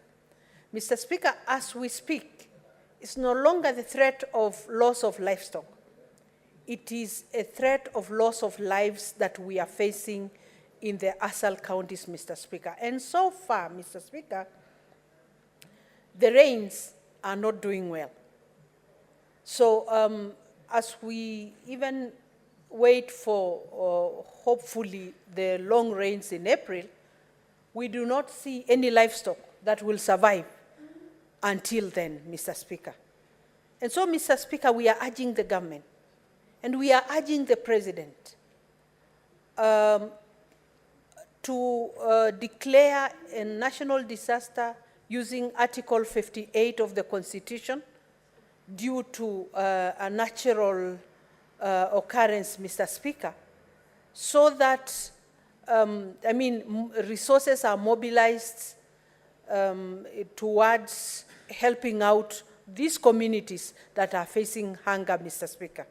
Mr. Speaker, Article 43(1)(d), Article 43(3), Mr. Speaker, speaks about, social security and the responsibility of government to be able to secure its constituents who are facing hunger, Mr. Speaker. Mr. Speaker, today in the morning, because of this drought, I have now been daily operating from Kajiado. I spoke to a mzee who told me to read his statement verbatim, and I want to read it. He told me, this is a Mr. Timoi from Kajiado, who told me that to address the recurrent and severity of drought in pastoralist areas, it would require investment to widely, adequately, and appropriately harvest and store rainwater, and wisely use it for the right purpose, such as pasture and fodder production, and livestock to step up food production. It will be wiser and more profitable. As the situation stands, the future is dim. Hunger, poverty, and conflict prevail. And this is what is happening in all the counties right now that are faced with this drought, Mr. Speaker. There is conflict because of the scarce resources. There is hunger. There is desperation.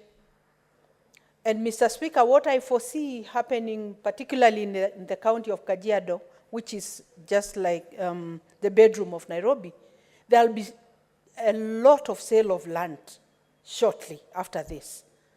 And Mr. Speaker, that is poverty coming in. These are communities that do not know any other way of livelihood apart from pastoralism. And so should we not have this situation addressed, just like, Mr. Speaker, we had, fertilizers subsidized, Mr. Speaker. It will be good to see the government, taking initiatives to have animal feeds also being subsidized at this moment, Mr. Speaker. Mr. Speaker, it's the hustlers who are suffering. It's the hustlers who have sent us to tell the president that they are sleeping hungry right now, Mr. Speaker. And the president should come up, possibly with a team across ministries that will address this situation, Mr. Speaker, because it is dire. As even we arranged to adjourn today, Mr. Speaker, we do not know the kind of Christmas holiday that we will be going to in these counties, Mr. Speaker, because the situation is desperate. Mr. Speaker, I arise to support the motion by our colleague, Senator Lomenen, and agree with him that this is a situation that should be addressed urgently. Mr. Speaker, these peripheral counties, these counties matter to this country. These counties are the ones that are securing the borders of Kenya from all corners, Mr. Speaker. The rest of the counties that could be in the middle and that have infrastructure and that have food production cannot be safe when the rest of the country is not safe, Mr. Speaker. We are all safe when we are all able to feed our families, because the Constitution says that we should be able as a country to feed our people, Mr. Speaker. And so we urge the government, we urge the ministries concerned, the Ministry of Agriculture, the Ministry of Environment, the Ministry of Water, the counties, Mr. Speaker, to address this situation as a very urgent and dire need. Thank you, Mr. Speaker. Thank you. Majority Whip, Senator Boni Karwari. Thank you, Mr. Speaker, for this chance. I've waited for this chance from yesterday. I'm glad that I'm able to contribute, and I want to tell the government which I serve and which I represent in this House that the writing is on the wall. The writing is right there on the wall.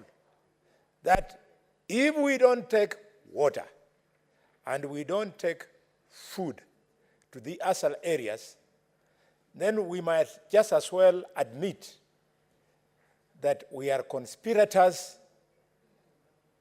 who are encouraging the vicious circle of poverty, insecurity, and illiteracy. Mr. Speaker, I was talking to the distinguished senator of Samburu, who comes from one such a county, and he told me something shocking yesterday. He told me, Senator Lelengwe, Dr. Lelengwe, that illiteracy levels in Samburu is as high as 87%. If it is 87 in Samburu, it could be 91 in Turkana. What's wrong with us? If you want to see what a Turkana boy can become, the answer is here. Look at Senator James Lomenen, Ekomwa. Thanks to education, the guy, the distinguished senator, has come up with this great thinking. Let us take food and water to Turkana, to Baringo, to Lamu, Mr. Speaker, to Garissa, to Marsabit, to Mandera, so that the insecurity can end. Some of the top lawyers in this country, one of them, Ahmed Nasser, he comes from Mandera. But because thanks to education he broke through, you can see how he has defined the legal landscape in this country. Mr. Speaker, one can cry. But we can't cry because we are old men. We can only raise our voices. Which brings me to my first complaint. What are we doing as leaders? We come to Nairobi to cut deals, connivance. Mr. Speaker, the drafters of the Constitution created the Constitution and provided under Article 204 that there shall be an equalization fund that will take money deliberately to these counties so that they can have water, health services, and good roads that can allow food and water to flow. And Mr. Speaker, what happens when we come to Nairobi? The ASAL senators are here, and the ASAL counties are known. So what happens? Some leaders in Nairobi from CRA, supported by a few senators, they go and increase the number of counties that are supposed to benefit from this money so that they fight for this little money with Turkana. Mr. Speaker, you will cry. They are telling us that Bungoma County is one such a county. It is listed. Mr. Speaker, at Kericho County is one such a county is supposed to compete for funds with ASAL. That, Mr. Speaker, Meru is such a county. That, Mr. Speaker, Murang'a is one of them. They are not. They are not. Why would Murang'a compete for equalization fund when Murang'a is the reason why those regions are unequal?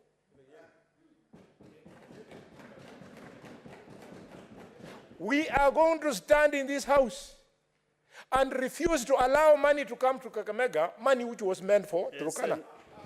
Senator Samson Chelagay, you have a point of order. Mr. Speaker, is it in order for Senator Boni Khalwale, who is the majority whip, by the way, to mislead the House? Is he aware in shareable revenue formula, the counties that is purporting do not get enough resources? And I said on the floor yesterday, are these counties that are being ravaged by drought? I said for the last 10 years, Turkana County has received more than 120 billion. Yet Nandi has received the less amount, Mr. Speaker. It is the corruption. In fact, when you look at most of the money that's being returned to Treasury, Mr. Speaker, as a news that stays with the account, comes from these counties. Mandera, Turkana is returning as high as 4 billion unused money to Treasury. Is it in order to mislead this House that counties that are purported not to have, or counties that are not affected by drought, that they are eating too much from these counties, Mr. Speaker? Secondly, when you look the reading of Article 204 on the Equalization Fund, it is supposed only to provide for basic services like water, roads, health facilities, and electricity to marginalized areas. Yes. It does not provide for irrigation, Mr. Speaker. It is the counties to use shareable revenue to come up with irrigation schemes to plant their food. Under Article 204, Mr. Speaker, on Equalization Fund, it is even in Nandi where you come from. Mr. Speaker, where I come from, part of Tindre towards Kisumu, we have landslides, Mr. Speaker. It talks about marginalized and disadvantaged areas. It does not only restrict itself to drought and famine. It talks about other disasters, including landslides, including, Mr. Speaker, the earthquakes, among others, Mr. Speaker. So is it in order? And we fought about it, Mr. Speaker, and you were in Parliament when we fought last session over allocation of revenue. And we came up with win-win formula where each and every county, Mr. Speaker, Senator Boni Khalwale should be asking the counties that are affected for drought and famine, where did they put the money? Where is 120 billion that went to Turkana? Where is even one single irrigation scheme? Why is it in Laisamis there are dry boreholes? And yet we have allocated billions and billions of shillings over and above these counties that are purported like Kiambu, and in fact we were fair. We would have said 1 man, 1 vote, 1 shilling. But we decided that let us overlook and give a chance to the counties that suffer. So what you should be doing as counties affected by drought and famine, address corruption in your counties. Let those, Mr. Speaker, let those governors be held for accountability. We cannot lie to Kenyans, Mr. Speaker. Because I thought you contributed to this motion yesterday. Mr. And Speaker. then you are now most debating. Mr. Speaker.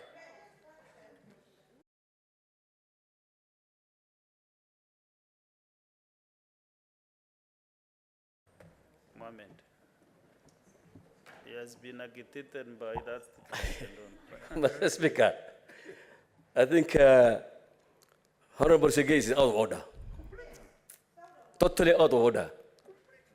Because what we're talking is actually something that today is affecting 70% of Kenyans. Kenyans are dying, their animals are dying. It is not an issue of resource sharing. It is actually a situation that is now prevailing. So by telling us that we have taken overshared, taking a lot of money from the coffers, it is not true. Because I know Kapsabet has been developed from the days of the before Uhuru. Moi has developed it. The current government has developed it. Mr. Speaker, it is not an order.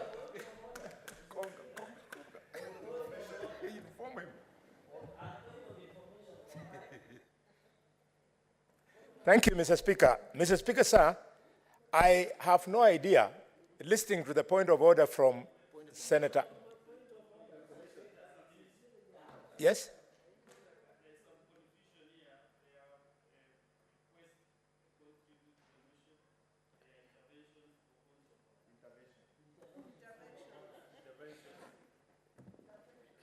Sorry, it's important to be on one side.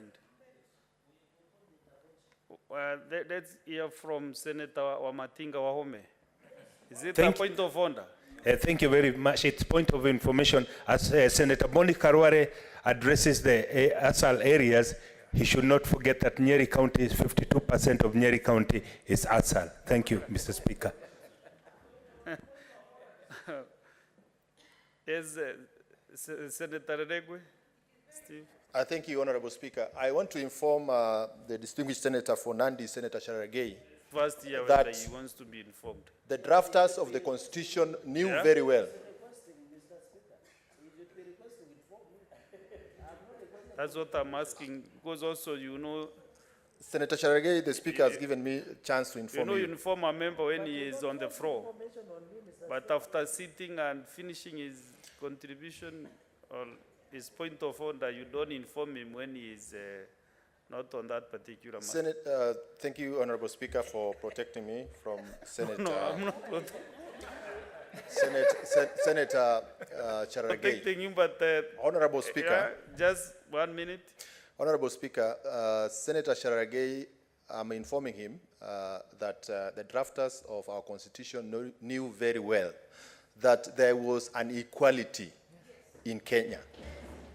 And they knew very well that they are putting a schedule in the Constitution that gives us counties as Kenya. And they knew very well that these counties will be funded.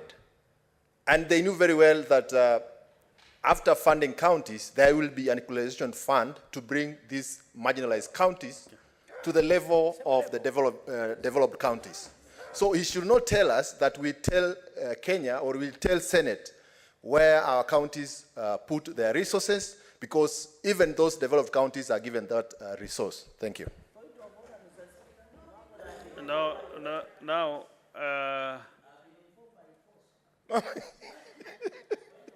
Senators Chute Mohammed, Lematia Nyezena, they're on both requests. I think they want to contribute to the motion.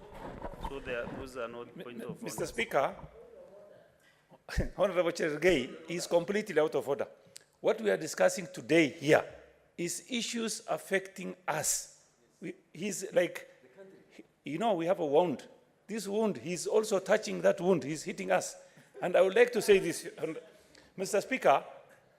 Speaker, Article 43. Article 43. Yes. 1 minute. Article 43, 1A to F, 2 and 3 is very clear. It says, every person has the right to the highest attainable standard of health, which includes the right to health care services, including reproductivity health care, B, to accessible and adequate housing and to reasonable standard of sanitation, C, to be free from hunger and to have adequate food of acceptable quality. D, to clean and safe water in adequate quantities. E, to social security. And, Mr. Speaker, to education. 2, the person shall not be denied emergency medical treatment. Emergency medical treatment. And 3, the state shall provide appropriate social security to persons who are unable to support themselves and their dependents. Mr. Cherargei is telling us, Mr. Speaker, he's telling us that we don't have a problem now. Mr. Speaker, we have issues. We've been talking since yesterday. Please. He was talking about bumper harvest. We don't have anything. Give us food. If you can donate some food to Marsabit and Turkana, we'll highly appreciate. Thank you, Mr. Speaker. Senator Chelagei. Mr. Speaker, according to Constitution Article 202, Sub-Article 2, the county governments may be given additional allocations from the national government share of the revenue, either conditionally or unconditionally. When you look under Article 203, it says counties can be given further. Mr. Speaker, while I empathize and sympathize with Kenyans over 4 million that suffer from hunger, I'm just calling out for accountability and transparency from county governments. Why are senators protecting their counties, yet we know money is going there? What is Mandera County government doing to provide food for the suffering Kenyans in Mandera? What is happening in Turkana in terms of, Mr. Speaker? Mr. Speaker, in fact, as we talk today in conclusion, Mr. Speaker, the office of the Deputy President has been providing food to these regions that is affected by hunger, Mr. Speaker. What I'm calling upon is accountability and transparency of county governments that are affected by famine, Mr. Speaker. And the senator should be aware that no county government needs PRO in terms of protection, in terms of accountability, Mr. Speaker. So we cannot sit here in Senate and say, because county governments that are affected by famine and drought, they should be shielded during the times of emergency, Mr. Speaker. Accountability must be provided, Mr. Speaker, and those county governments must account for the money that we give them, Mr. Speaker. Or we shall refer to 1 man, 1 vote, 1 shilling. We defeated you. Senator Chalgei, you have caused a lot of heat this afternoon. Therefore, I want us to proceed with the motion. If you get an opportunity to debate, then you can put in your issues as you debate, including the point of order from Senator Izena. Because I can see you want to contribute, and there is time for you to contribute to this motion. 15 minutes. You're out of order, Senator Perez. Senator Perez, stop being emotional. You're out of order, Senator Perez. Stop exchanging with the Senator Chalagei. Let us first hear from Senator Izena, then I'll give you 1 minute.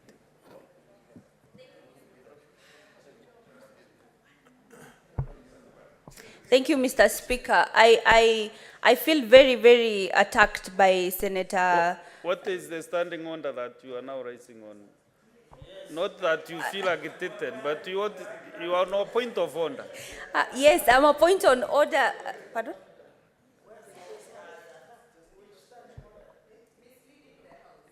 I want to, Mr. Speaker, I'm on a point of order against Senator Cherargei for misleading the House. I want to remind Senator Cherargei, Mr. Speaker, that the North can represent itself. That last week, when there was an issue concerning maize and farmers, because these are pastoralists who left their way of life and went into farming, Senator Cherargei does not understand where the shoe pinches.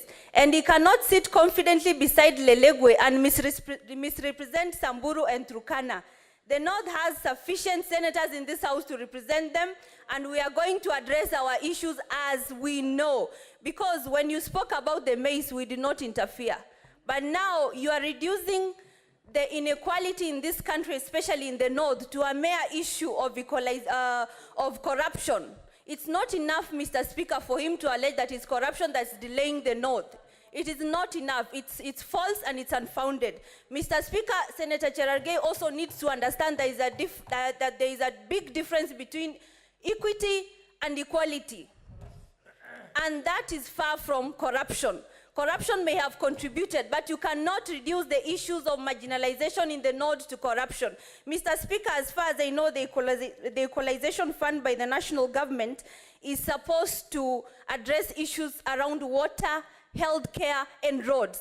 I want to remind Senator Cherargei that there are no roads in the north. The entire north is disconnected, and we need water and the health facilities. Thank you, Mr. Speaker. Senator Zena, I will advise you to still sit and wait for your time to contribute so that you can give him the facts that you have. Because you have 15 minutes to debate this motion. Senator Tobiko, now you are comfortable. I can see now the steam is out. Yes. 1 minute.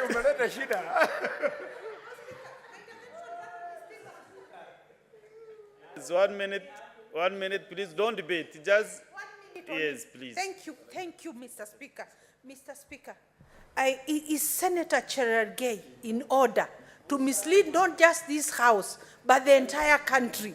Mr. Speaker, when we experience losses in the agricultural communities, when coffee farmers, maize farmers receive subsidies from government, Mr. Speaker, why can the livestock keepers also, Mr. Speaker, be cushioned by the same government? Because we all belong to this country, unless he's telling us we belong to another country, Mr. Speaker. He's behaving like a very spoiled child with plenty, Mr. Speaker. Now, Senator Bonney, you have how many minutes? A few minutes to... No, 5 minutes, please. 5 minutes. Mr. Speaker, sir, I cannot argue with the chair, but the practice, Mr. Speaker, is that when such a point of order starts, they usually hold the clock. They did. Yes, they did. I'll prosecute in 5 minutes, yes. Mr. Speaker. Mr. Speaker, sir, just one sentence to respond to this troublesome point of order. We are where we are today.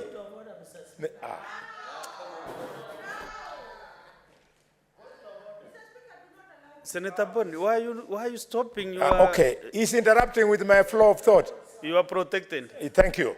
Mr. Speaker, sir, we are where we are today, where little girls, the age mate of my daughters, and little boys, the age mate of my grandchildren, die because there is no food anywhere. It's not a laughing matter. This arrogance was there in 1965, and John Marie Seronei from Nandi, Chelagat Mutai, Martin Shikuku, Dr. Jibule Watsuma, J.M. Karaoke, they stood in this house and said no to sessional paper number 10 of 1965. It was this kind of arrogance that has brought us where we are. If I was allowed by the Speaker today, I would have sung you a 1-minute Luya song. But I will not be allowed. Mr. Speaker, we sing and appeal to God that when your time finally comes and you lived on privilege, before the Lord opens for you, they will ask you to account for what you did for the poor because of your position of privilege. Ulirewa mareva kuli wachenda iwe. Uli wachenda iwe. Ulirewa mareva. Order, Senator Kalwale. Mr. Speaker, sir, I stand corrected. Senator Kalwale, you know this is not a marketplace. And you cannot just start singing lawyer songs which nobody understands what you are saying. Thank you, Mr. Speaker. I stand corrected and guided. Mr. Speaker, which brings me to my next point. Can you withdraw the song because nobody knows what you have said? No, no. Mr. Speaker, Mr. Speaker, I have retracted, Mr. Speaker. I have retracted, Mr. Speaker. Thank you, Mr. Speaker. Mr. Speaker, which brings me to an experience I had last month in Kigali. The arrogance you are seeing, we were in an international conference of the Interparliamentary Union in Kigali. And the people of Pakistan, experiencing a worse disaster than the one we are having because of drought, came up and asked the international leadership, the parliaments of the world, over 1,000 who were there in Kigali. They asked us to make a resolution for the creation of a global fund that can be used to bring relief, not only to Pakistan, but even to Turkana. And you know something, Mr. Speaker, sir? The members of parliament from Africa refused. They did. Arrogance. Because they were saying, it is Pakistan. I was there alone, boys. I didn't succeed for obvious reasons. But before we could walk out, the debate on Ukraine came. Where now we were crying that Ukraine should be protected from attacks from Russia because it is occasionally us shortage of fertilizer, food, and things. And the people from the developed world wondered, are we educated leaders from Africa or are we something less? I appeal to you, colleagues, members of parliament. The senator is asking for only 3 things. They are there. The issue of rapid response, introduction of feeding programs in primary schools, drilling water. Let us support him. Let us support him so that we can create a great Kenya that is equal. I want this speech when my son will one day have an opportunity to read the Hansard of this nation, to know that I had a father who was a man who cared about humanity. If I cannot support this motion, then I didn't go to medical school. Then I have not practiced medicine for over 30 years. But because I have, I support and urge this House to also step up. Thank you, Mr. Speaker, with those remarks. I support. Okay. Senator Ezena.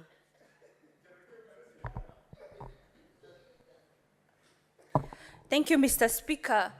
And I rise again to reiterate that the North is fully represented in this House. And with the same agility that the Senator for Nandi was defending his people, even against the ruling coalition, that's the Kenya Kwanza position on the importation of GMOs, which was going to directly affect his county because they are farmers, they are pastoralists who deviated from their way of livelihood to embrace farming, does not give him any right to speak against the issues in the North. Mr. Speaker, the Equalization Fund will go a long way in ensuring, first of all, that every Kenyan is put on an equal pedestal to be able to defend, to be able to be in the same, enjoy the same rights as every other Kenyan citizen. Just a minute, Yes, Senator Lamartine. What is your point of honor by standing orders here? Mr. Speaker, under Standing Order 98 of the Standing Orders and Standing Order 101, Mr. Speaker, is it in order for Senator Ezena Lemaletian to state that a senator belongs to only one region or one county? When we sit here, we are the senators of the Republic of Kenya.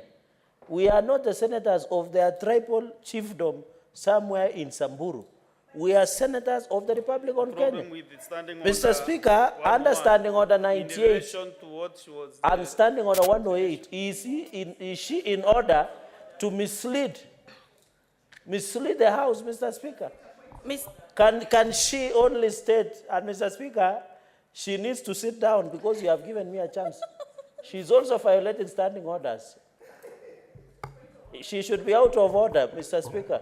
So, Mr. Speaker, is it in order to mislead the House that a senator is a senator of specific county or a region, as opposed to being a senator of the Republic of Kenya. Is she in order, Mr. Speaker? Don't see anything out of order. Is it in order, Mr. Speaker? I'm trying to align my thinking and my mind. And also, Mr. Speaker, that he raised two issues. I'm not Mr. getting- Speaker, is it in order You to are saying- allege? You are on a point of argument, not point of order. Mr. Speaker, is it in order? Senator Gloria?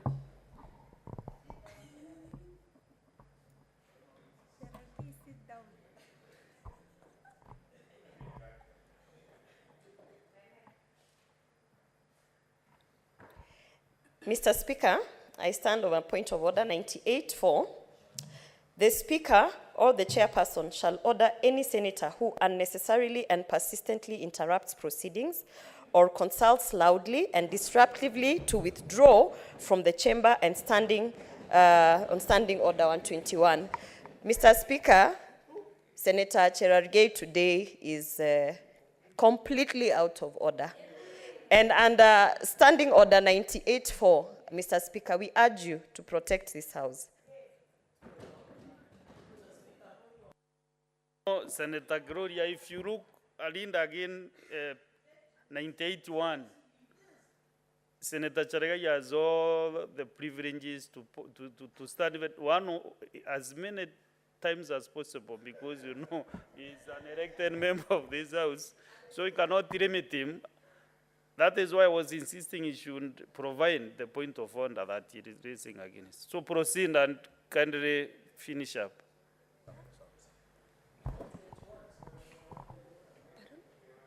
Yes, yeah, you have some, maybe 12 minutes? Yes, Mr. Speaker, Senator Cherargei had interrupted me.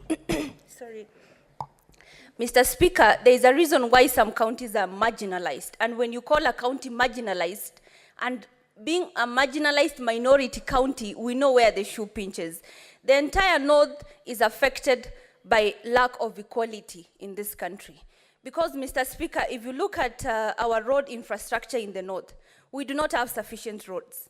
We do not have proper health facilities that are up to any even basic standards. Some places, Mr. Speaker, do not have hospitals. And also the lack of water, Mr. Speaker. In the appropriation of funds in Turkana County or any other county that you feel, and you are in this house. That was your prime role. You have said again that you represent, you are the Senate member of Kenya, not Nandi, not Turkana. You are given respect in the whole nation, and that's why we are saying, if you think people are drought hit now, people are suffering in anger now. If you think they are fair, why can't we? If God could allow us that you should not be in Nandi, you be in Turkana, senator for Turkana County, then you feel what we are feeling. Moreover, I want to inform again that this motion, we are talking of issues that are current. People are bleeding knees. People do not afford a meal in a day. People are thirsty. People are sick. And the way my sister Tobiko has said in Article 43, economic and social rights, and I want specifically to quote number 3, the state shall provide appropriate social security to persons who are unable to support themselves and their dependents. If pastoralists depend on livestock and they have lost livestock, what do you think they could do? What could their dependents live by? What will they eat? What will their neighbors eat? The Bible says, love your neighbor as you love yourself. Do you love those counties? And if you love those counties, because you are a potential farmer, you could have first said that I'm donating 10 bags of maize to Turkana County, to Marsabit, to Samburu. We could have respected you. Because Senator Lomonen, please address the chair. yeah, thank you. Thank you, Chair. Thank you, Chair. The other thing, to finalize, I am really perplexed and I'm really, because oil was discovered in Turkana County. Yes, I'm addressing the chair. Why I look? Oil was discovered in Turkana County. And 2 years ago, this oil, crude oil, was sold to a company called Chem China International. And 1.2 billion money was acquired. And not even a cent was taken back to the community of Turkana County. And we agreed in the law of petroleum law energy bill, we agreed that any revenue that accruing from the minerals or oil, 20% should go to the county, and 55% should go to the community. Now, not even a 1 cent has gone to Turkana County, meaning the community has been shortchanged. If we had given this 1.2 billion, we could not be crying. We could have purchased that. We could have purchased maize. We could have purchased. We could have drilled water, boreholes, dams, and whatever. But we have not been given our justice. Moreover, Sensational Paper number 10 of 1965. These community, northern communities were denied justice. They were denied hospitals. They were denied roads. They were denied water projects 50 years ago. How much is that denial of justice? If we were to quote, the 50 years that have gone that we were, the regime, the former regime, marginalized the northern part of Kenya. How much cost, when we cost such fund, how much? It is too much. We have never, even one time, if we try to think that the marginalization, this equalization is not enough to equalize, to put us at par in these other regions. We still need more funds. We still need more intervention for us to be at par. We are not just competing at Kenyans. We are competing with the rest of the world, because any individual who has been created in the image of God needs water, needs food, needs health. I remember the Bible says when Jesus was teaching, he thought and reaching somewhere, he saw people who were angry, who were not listening carefully. And then he said to his disciples, please give 2 pieces of bread and 2 fish to feed these people so that they can listen to the word. This is what we are saying. There are people who are suffering now. They have empty stomach. They are thirsty. And we need them to vote for this government. You need them to vote for these policies. We need them to vote to participate in any community participation. Now, when you keep on losing the voters who are supposed to participate in devolution, do you think you have a future? To an extent of yesterday, people are feeding in the seeds of prosopis. They grind prosopis and feed themselves, they cook. Yes. This is a reality. This is not assumption. So, Mr. Speaker, there are emergency issues. The reasons why I'm saying we have categorized these issues, there are issues that are emerging. For example, water. There are areas that do not have water. There are areas that are very angry. They need food immediately.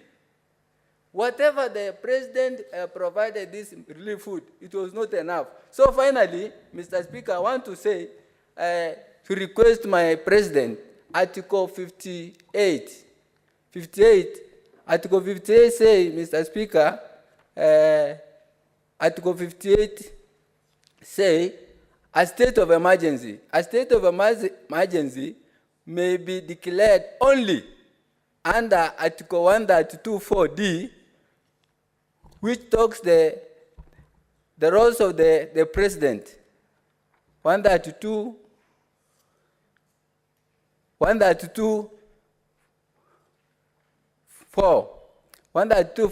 The president may subject to Article 58, declare a state of emergency. And this state of emergency has been supported by Article 58, which says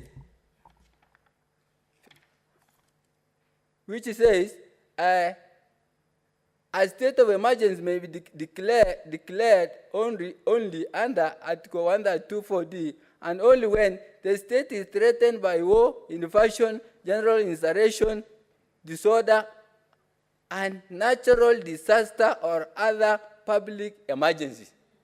So this is where we request our president to declare this issue of drought as an anger, as emergency, so that anybody, even us Kenyans for Kenyans, we can now commit ourselves to solve the problem. Our humanitarian organization can also commit to offer these services to these drought-hit areas. So that then we say, please let the president declare this one a natural disaster, because it is uncertainty. It is not man-made. It is for an issue of climate, global warming, or climate change. It is not a man-made issue. It is an uncertainty. It's God who makes some of these things. He knows how he organizes, because God is in control. So, Mr. Speaker, I really concur, even members of senators who are here, if you are in a position to give in, to assist, to help, may the will of God be done. So, Mr. Speaker, I rise to reply this motion. Thank you.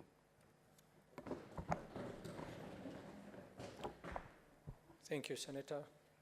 Pursuant to Standing Order 82, the Speaker makes determination that the matter does not affect counties and puts the questions. Honorable Senators, I put the question that aware that Turkana County continues to experience extremely dry weather conditions, with the United Nations Office for the Coordination of Humanitarian Affairs reporting that the aggregate rainfall for the 6-month period ending September 2022 represented only 21% of the normal rainfall. Further aware that the prevailing weather conditions have resulted in the drying up of wells, boreholes, loss of pasture and crops, therefore rendering any form of farming impossible. Acknowledging that the residents of the county are predominantly pastoralists who keep cattle, donkeys, camels, and goats for food and income, and that the loss of this livestock is a loss of livelihood for them. Noting that the prevailing drought has resulted in the death of more than half of the livestock in the county, thereby pushing 800,000 residents to the brink of starvation and resulting in the highest ever rate of acute malnutrition in the county at 33%. Further noting that residents have been forced into migration with their livestock in search of pasture and water, which has exposed them to raids by bandits and resulting in children dropping out of school.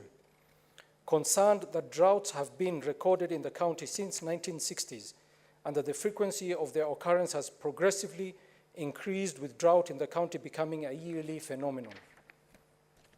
Cognizant that Article 43 of the Constitution of Kenya 2010 stipulates the rights of every person to be free from hunger, to have adequate food of acceptable quality, and to clean and safe water in adequate quantities, and obliges the state to provide social security to persons unable to support themselves and their dependents. Further cognizant that Article 11 of the United Nations International Covenant on Economic, Social, and Cultural Rights places further emphasis on the fundamental rights to food and obliges the state to take progressive steps towards achieving full realization of the right to adequate food. Now, therefore, the Senate urges the Ministry of Agriculture and Livestock Development, Water, Sanitation and Irrigation, and the Ministry of East Africa Community, the ASALs and Regional Development through the National Drought Management Authority, to come up with a policy framework to address the perennial drought in the county and to come up with policy programs addressing the current needs of the county to include: 1, you can take your seats, senators.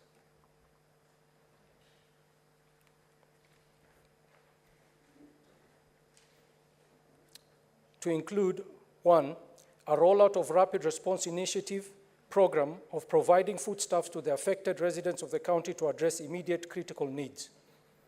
An introduction of feeding program in schools across the county. 3, the drilling of water boreholes. And 4, an institution of a livestock offtake program to buy weak livestock. Honorable Senators, will as many as are of that opinion say aye? Aye. Will as many as are of the contrary opinion say nay? The ayes have it. Next order. Order number 12, motion, establishment of a parliamentary joint ad hoc committee on a legislative proposal to amend the constitution to entrench certain specialized funds.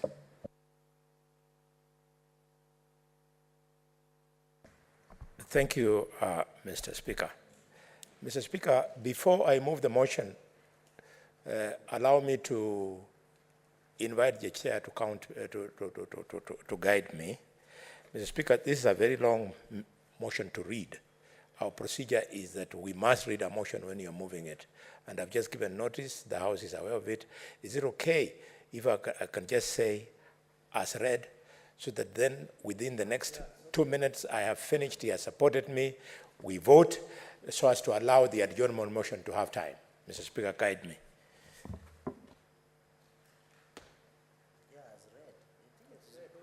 As read.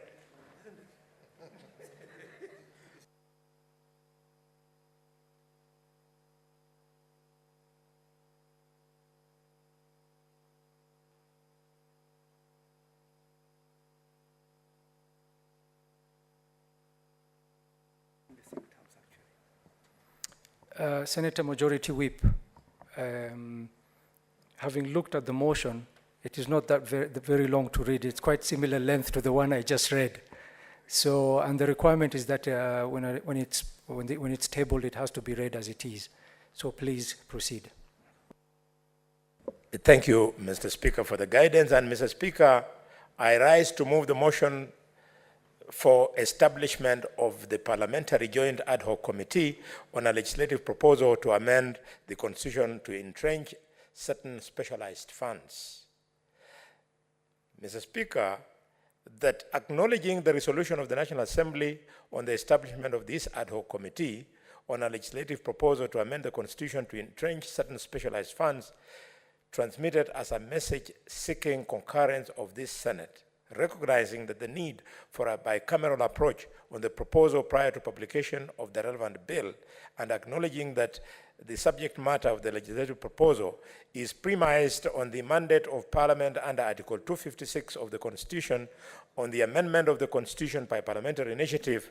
Now, therefore, Mr. Speaker, the Senate resolves, 1, to establish a joint parliamentary ad hoc committee on a proposal to amend the Constitution to entrench certain specialized funds comprising 11 members from each of the Houses of Parliament to A, facilitate collection of views from senators during debate and inviting senators with similar or related proposals to make submissions before the committee.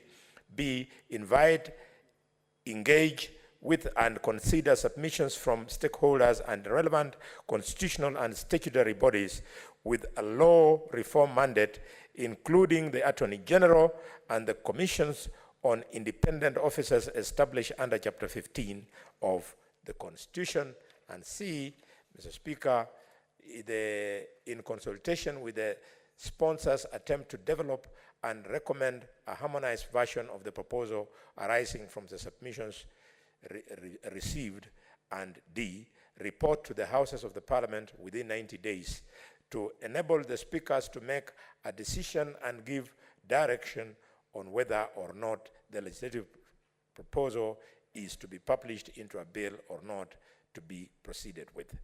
2, that the officers of the Clerk of the Houses of Parliament provide secretariat services to the Joint Parliamentary Ad hoc Committee in accordance with the standing orders. And 3, that the following senators represent the Senate in the Ad hoc Committee.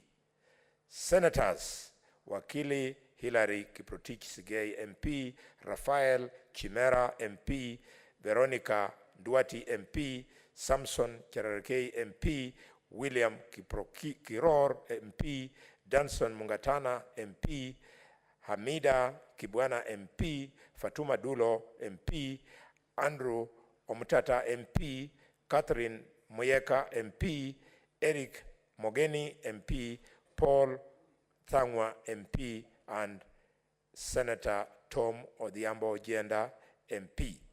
Mr. Speaker, this is a procedural motion, and in the interest of time, I don't wish to belabor the need for this ad hoc committee, because out there we have CDF projects, Mr. Speaker, that are now stuck. They are pending bills, Mr. Speaker. Contractors are expecting payment, Mr. Speaker, but this cannot take place. So we need to give it the best of our thought.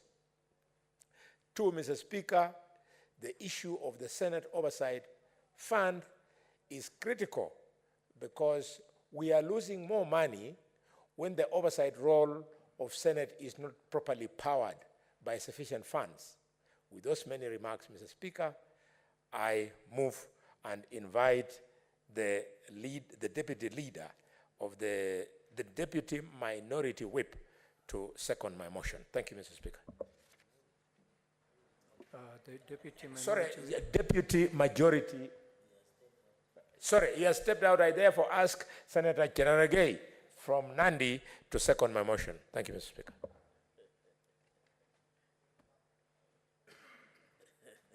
Mr. Speaker, as my majority whip indicated, this is more of a procedural motion.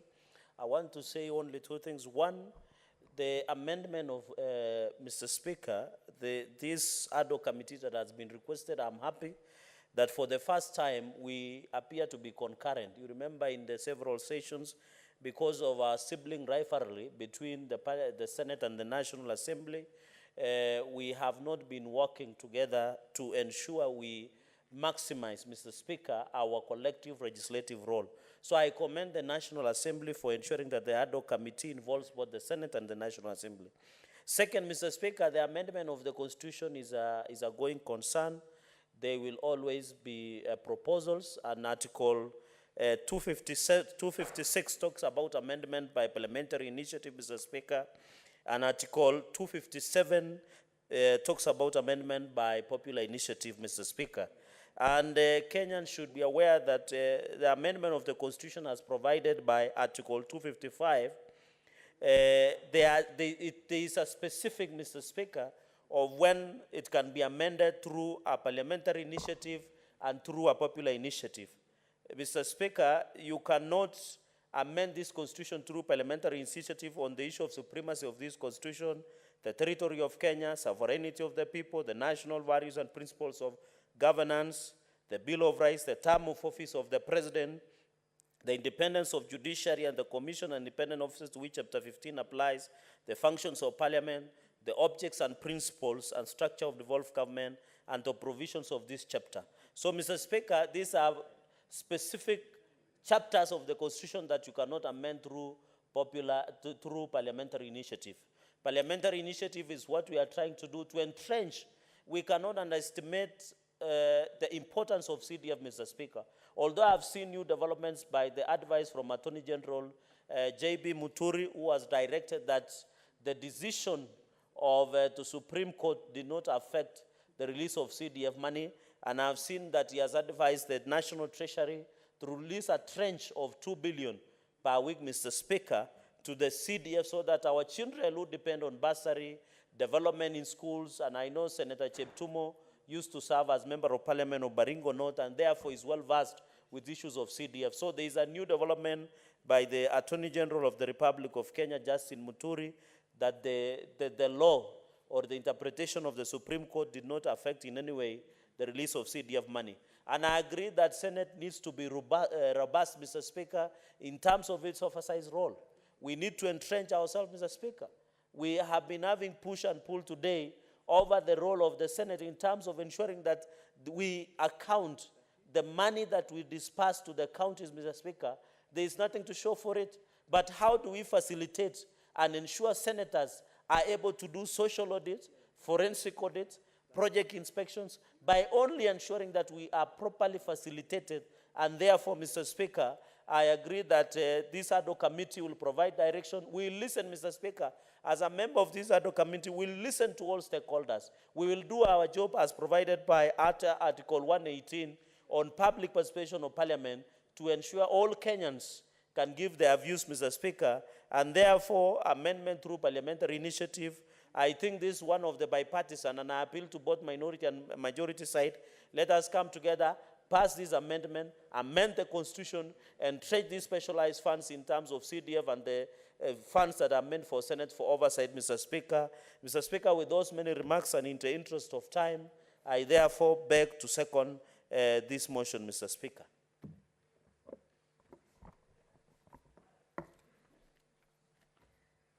Honorable Senators, I propose the question that acknowledging the resolution of the National Assembly on the establishment of an ad hoc committee on a legislative proposal to amend the Constitution to entrench certain specialized funds transmitted as a message seeking concurrence of the Senate, recognizing the need for a bicameral approach on the proposal prior to publication of the relevant bill, acknowledging that the subject matter of the legislative proposal is premised on the mandate of Parliament under Article 256 of the Constitution on amendment of the Constitution by parliamentary initiative.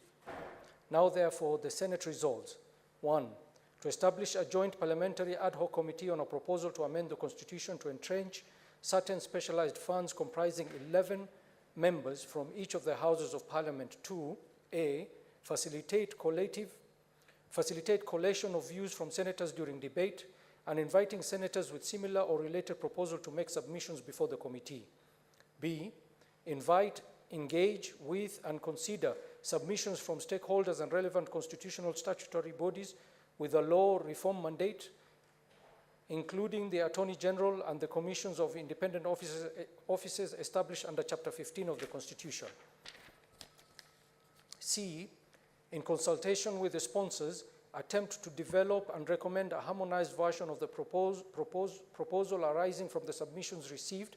And D, report to the House of Parliament within 90 days to enable the speakers to make a decision and give direction on whether or not the legislative proposal is to be published into a bill or not to proceed with. 2, that the officers of the clerks of Houses of Parliament provide secretariat services to the Joint Parliamentary Ad hoc Committee in accordance with the standing orders. 3, that the following senators represent the Senate in the Joint Parliamentary Ad hoc Committee: Senator Wakili Hilary Kiprotich, Sigei, MP; Senator Raphael Chimera Mwinzangu, MP; Senator Veronica Wahiti Ndwati, MP; Senator Samson Kiprotich Cherargei, MP; Senator William Cheptumo Kipkorir, CBS, MP; Senator Danson Buya Mungatana, MGH, MP; Senator Fatuma Adandulo, CBS, MP; Senator Hamida Kibwana, MP; Senator Andrew Omtata Okoiti, MP; Senator Catherine Muyeke Muma, MP; Senator Eric Okongo Mugeni, Senior Counsel, MP; Senator Paul Karugo Thangwa, MP; Senator Professor Tom Odhiambo Ojiende, Senior Counsel, MP. I therefore call the senators to make contributions on this motion.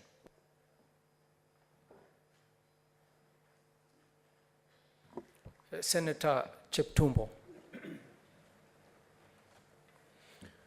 Mr. Speaker, I thank you for the opportunity to contribute. Mr. Speaker, I support this motion.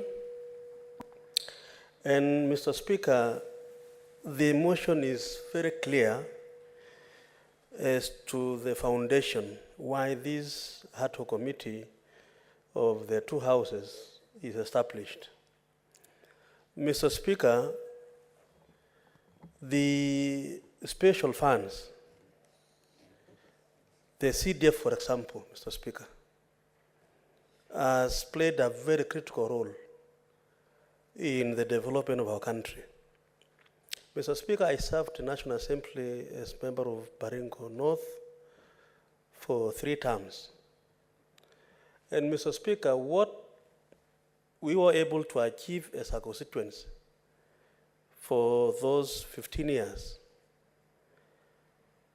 is clear to the society. I would actually say that if we didn't have CDF, perhaps the status of our schools, Mr. Speaker, and other institutions until 2013 when the new constitution came on board, so that then matters devolved to the county governments was removed from the funding of CDF. So it has done a lot. And so, Mr. Speaker, when the Supreme Court gave a ruling that suspended the disbursement of CDF, I can tell you, Mr. Speaker, from where we sit as leaders, it was a big, big challenge to our people. Bursary, for example, Mr. Speaker, was at the range of 35 million and above, if you apply the percentage that is allowed in the law. And so it has caused a lot of suffering. Mr. Speaker, especially in areas, the pastoral areas, Mr. Speaker, where the livelihood of our people to pay fees, even to have food, is livestock. Now they have all gone because of the drought. There's no hope. There's no other means to educate their children.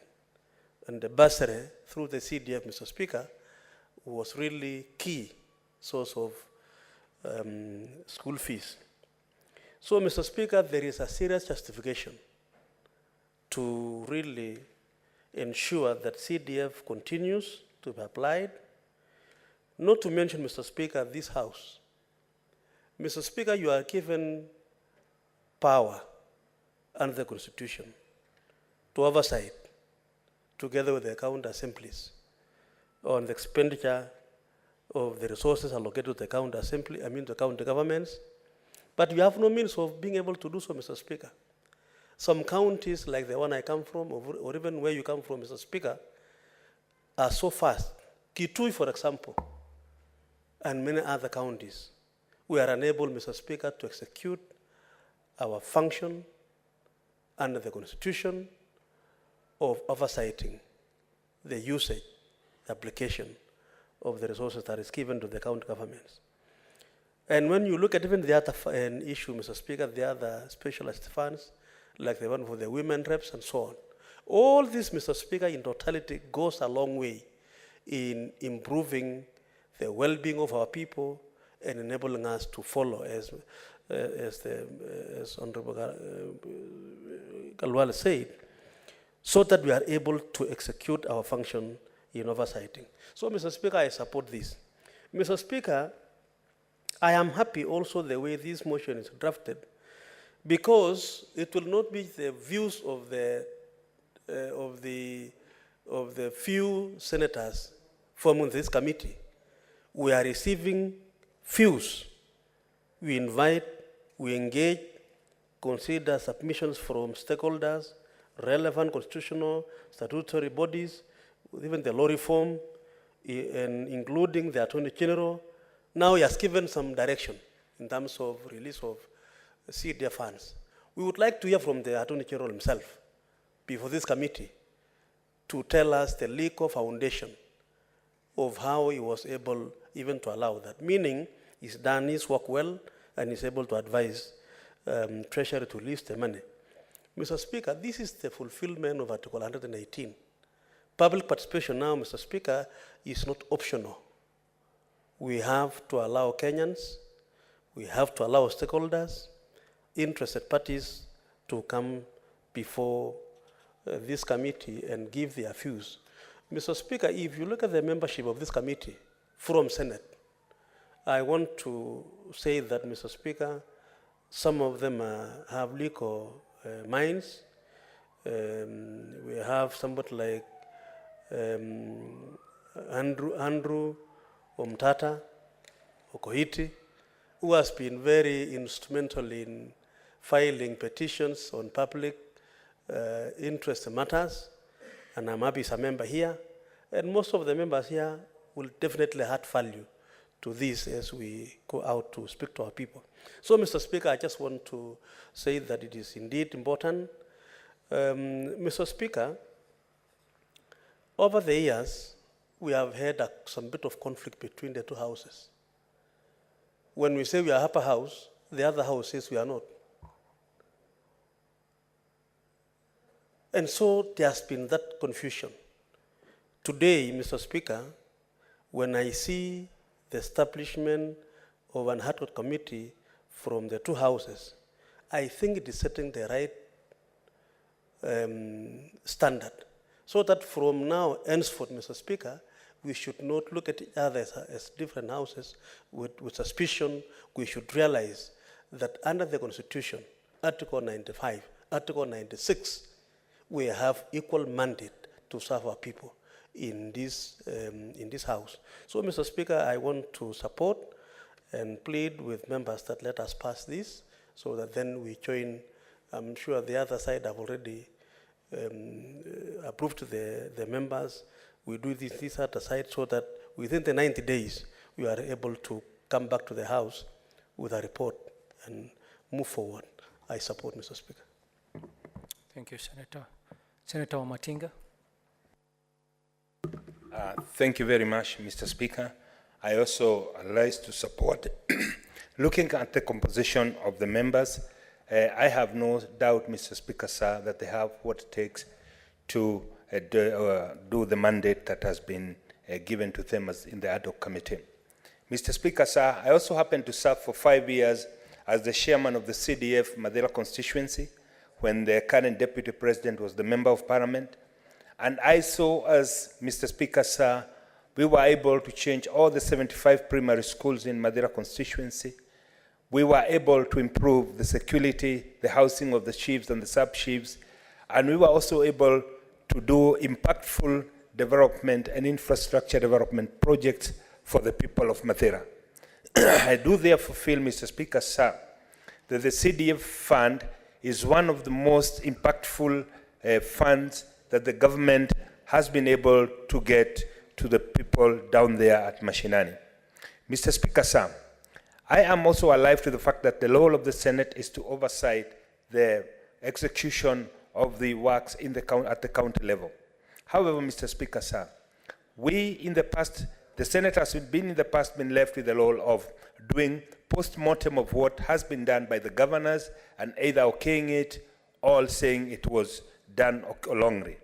Mr. Speaker, sir, I think this is an intervention that comes only too late when the money has been lost, and I therefore feel establishment of oversight fund to enable the senators to participate right from the onset, the conceptualization of the projects, to the public participation, all the way to the implementation, will go a long way in avoiding funds or preventing funds being lost or being misappropriated by undertaking the long projects.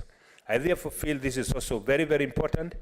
In respect of our constitution, the way it is currently composed, these, without risking to get court litigations, can only be done through a constitutional amendment, and I therefore feel that it is the right time to do the right thing, because the constitution as currently would not allow us without someone going to the court.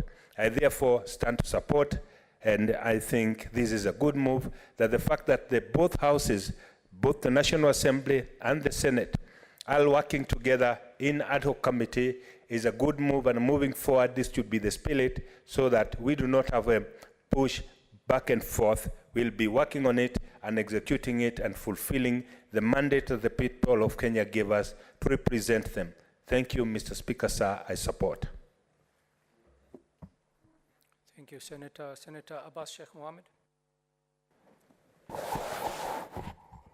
Mr. Speaker, I rise to support the motion. I think the motion is now timely. As you are aware, these oversight funds include even the CDF and other funds that's oversight for the Senate. And therefore, I want to thank the two speakers for harmonizing the standing orders for the two houses to work together. We are on to supplement and not to complement one another and not to compete against one another. I therefore say, and those people who have been selected from this Senate are the most able people, they're lawyers, and I hope we will reach a conclusive and an understanding between the two houses so that we can be able to solve, to achieve the money that is required for oversighting and the CDF, national government's constituency fund, so that the Kenyans at least who are today affected by the drought, the students are not going to school, because of lack of fees, and I think we need to expedite this process so that it's going to at least be able to help the communities that is in dire need. Thank you, Mr. Speaker. I call the mover to reply.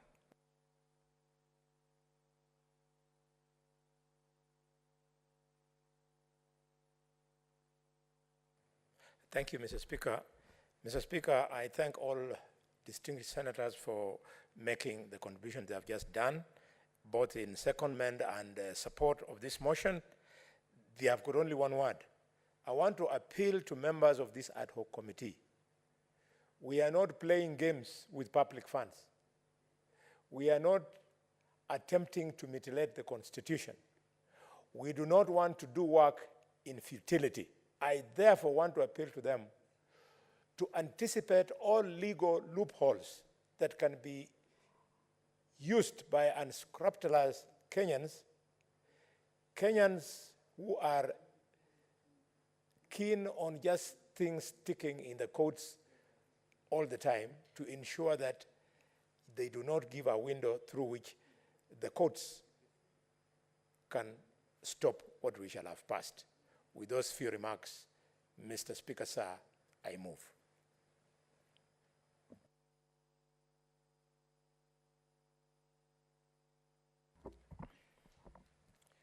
Pursuant to Standing Order 84-2, this matter does not affect counties, and I therefore put the question, honorable senators, I put the question that acknowledging the resolution of the National Assembly on the establishment of an ad hoc committee on a legislative proposal to amend the Constitution to entrench certain specialized funds transmitted as a message seeking concurrence of the Senate, recognizing the need for a bicameral approach on the proposal prior to publication of the relevant bill, acknowledging that the subject matter of the legislative proposal is premised on the mandate of Parliament under Article 256 of the Constitution on amendment of the Constitution by parliamentary initiative.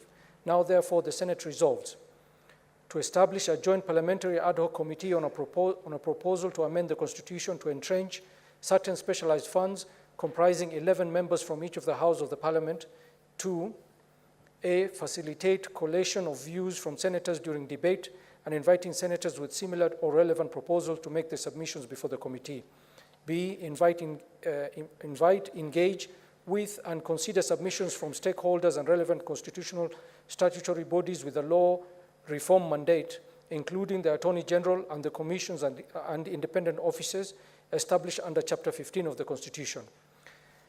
C, in consultation with the sponsors, attempt to develop and recommend a harmonized version of the proposal arising from submission received, and D, report to the House of Parliament within 90 days to enable the speakers to make a decision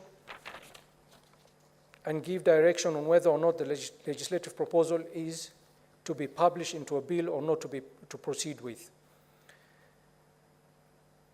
That the Office of the Clerks of the Houses of Parliament provide secretariat services to Joint Parliamentary Ad Hoc Committee in accordance with the standing orders. That the following senators represent the Senate in the Joint Parliamentary Ad Hoc Committee: Senator Wakili Hilary Kiprotich Sigei MP, Senator Rafael Chimera Mwenzangu MP, Senator Veronica Waheti Nduati MP, Senator Samson Kiprotich Cherargei MP, Senator William Cheptumo Kipkorir CBS MP, Senator Danson Buya Mungatana MGH MP, Senator Fatuma Adandulo CBS MP, Senator Hamida Kibwana MP, Senator Andrew Omtata Okoiti MP, Senator Catherine Muyeka Muma MP, Senator Eric Okongo Mugeni Senior Council MP, Senator Paul Karugo Thangwa MP, Senator Professor Tom Odhiambo Ojienda Senior Council MP. Will as many as are of that opinion say aye? Aye. Will as many as of contrary opinion say nay? The ayes have it.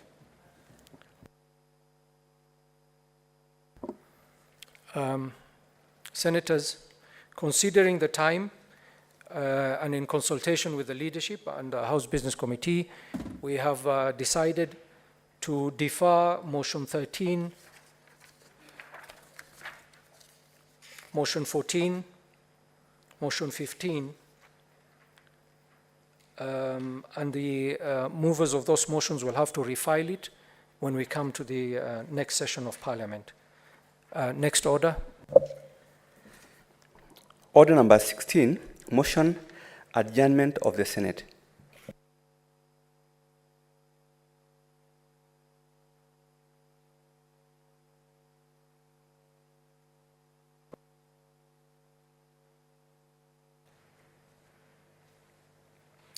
Thank you, Mr. Speaker. Mr. Speaker, sir, I rise to move the motion of adjournment of this Senate this afternoon. Mr. Speaker, the motion being that pursuant to Standing Order number 32/3, the Senate do now adjourn until Tuesday, the 14th, February 2022. Mr. Speaker, 2023. Mr. Speaker, sir, this is a very, very important motion. And it has to be very clear to the members of the public why the Senate would like to adjourn this afternoon. Mr. Speaker, we are not adjourning because we don't want work. We are not adjourning, Mr. Speaker, because of fatigue. Mr. Speaker, we are adjourning for important reasons.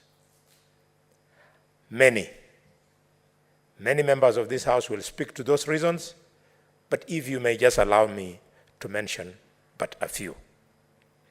Mr. Speaker, this being the month of holidays, if we do not manage our calendar properly, we will be interrupted with holidays, and you'll find, Mr. Speaker, that because sometimes family calls more than duty, you might find that we would run into a hitch of quorum.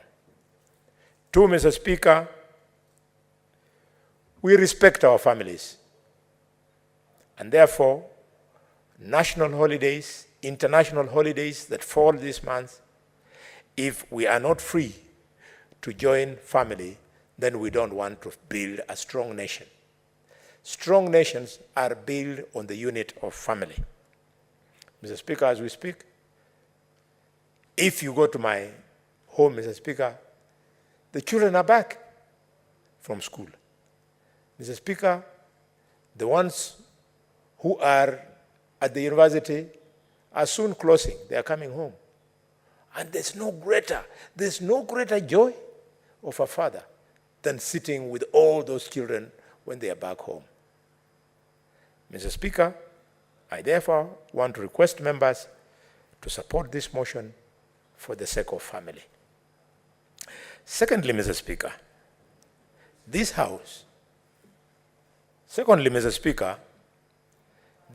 has distinguished itself in the last few months as a working House. Mr. Speaker, we have already, through this House, been able to handle 5 bills that have been published. And out of this, 1 bill has already been concluded. This bill, any time from now, because it has been transacted, we've gotten the concurrence of the National Assembly, is going to be settled, signed into law.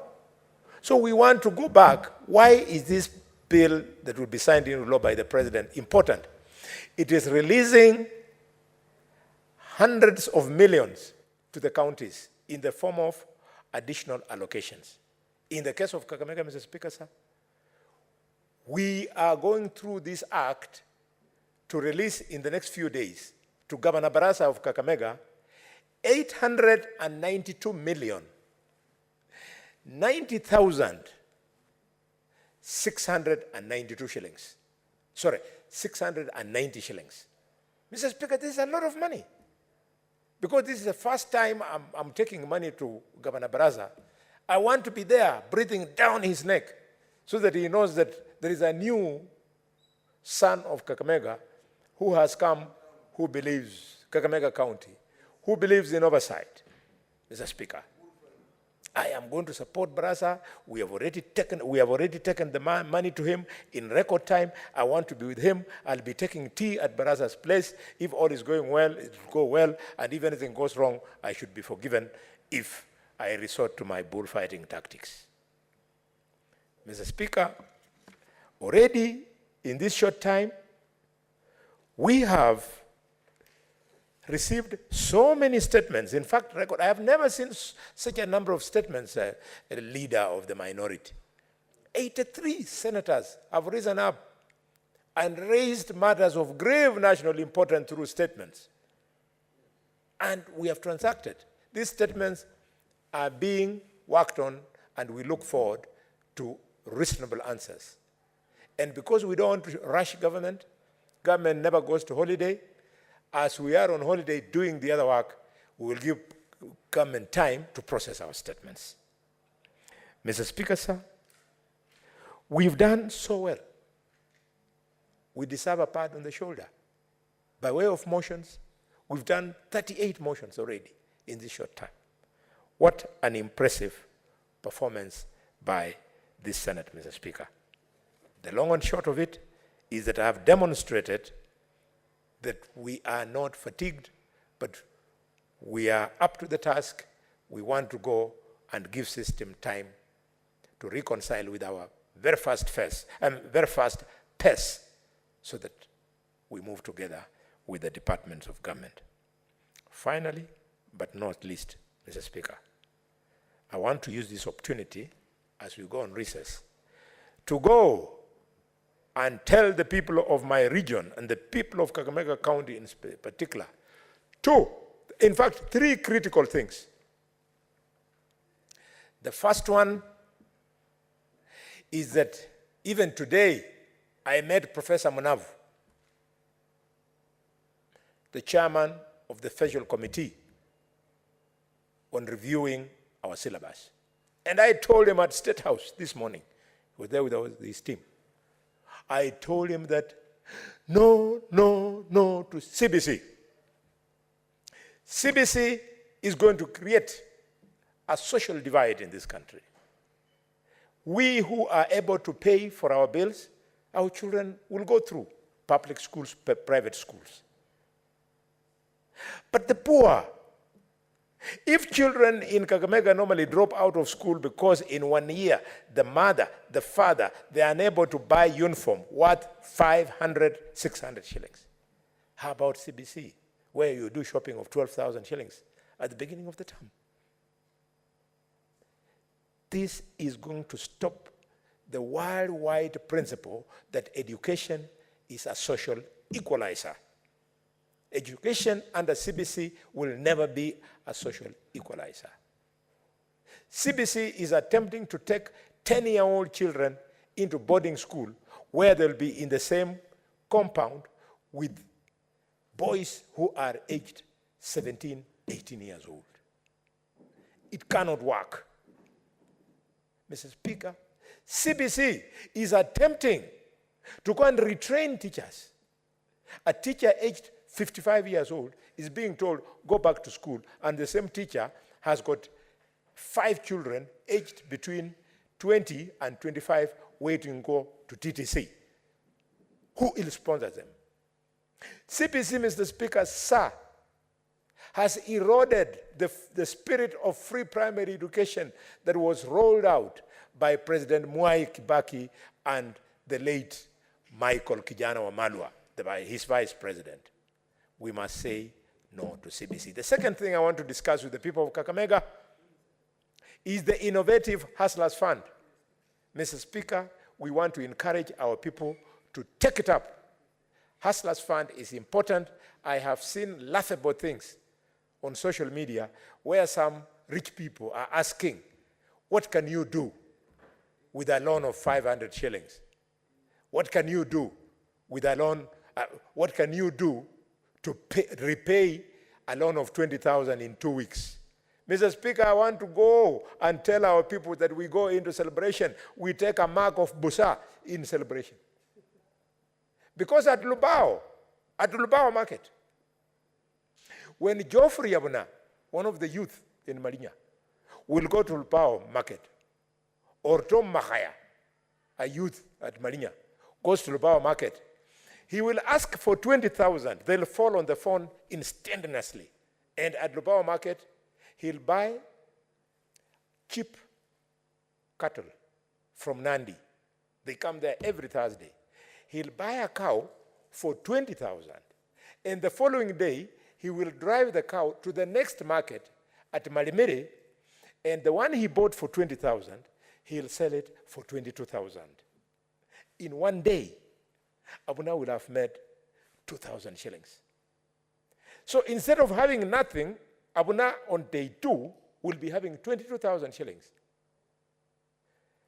When he goes a second round, Abuna is going to have 24,000 shillings. What will stop Abuna on day number 14 from paying back the 20 and being 4,000 shillings richer? Then while still there, he can instantly reapply for the money. And because he has paid on time, Mr. Speaker, he will qualify for a slightly higher figure. Don't sell fear into our lowly educated people. Some of them were hustlers. Mr. Speaker, there is my cousin. He sells eggs. Hogging. He hogs boiled eggs in Kakamega. If this guy, you give him 500 shillings, man, the guy buys a tray of eggs. He boils them and sells. He makes profit at the end of the day. Mr. Speaker, I have my other cousin called Shinabukoshe. Shinabukoshe pushes a truck, a handcart in Kakamega town. When he wakes up in the morning, he's supposed to pay 100 bob for him to get the handcart. So if he borrows 1,000 bob, 100, he'll pay for the handcart. Now he has a handcart. He'll quickly run with that handcart to the market and pick bagfuls of Irish potatoes, which have been brought in by trucks from Nyandarua. Then he'll drive the handcart very fast to Khayega. And at Khayega, the guy will sell. And at the end of the day, Shinabukoshe, my cousin, who does his business between Khayega and Kakamega, 4 kilometers apart. In the evening, the boy, when he's going home, the boy will be having 2,500 shillings. This is the way to go. Thank you, President Ruto, for this. My final comment on this, what you want to discuss with our people, is to thank the President for making his government all-inclusive, Mr. Speaker. Can you imagine? From independence, Mr. Speaker, never ever from independence have we found a foothold in government the way it has happened.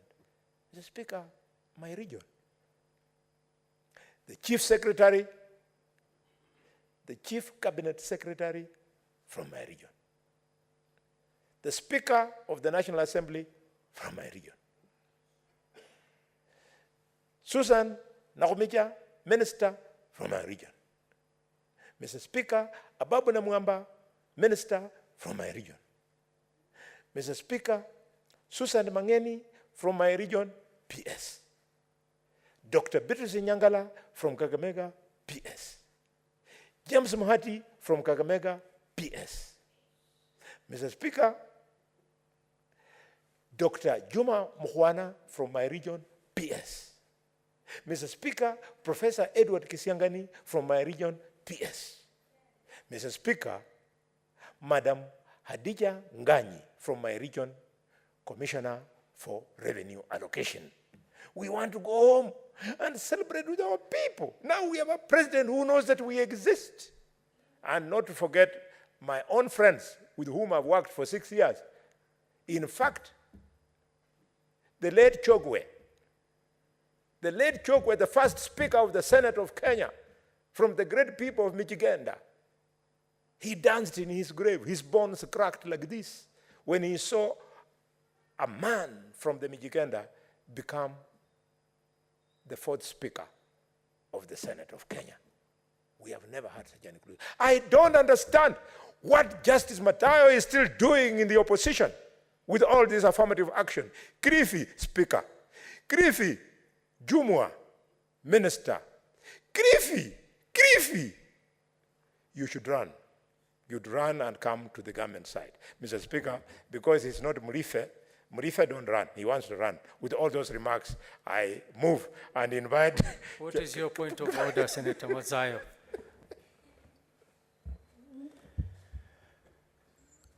Asante Bwana Spika. Bwana Spika, ni vile ndugu yangu amemaliza kuongea, lakini kama ningeweza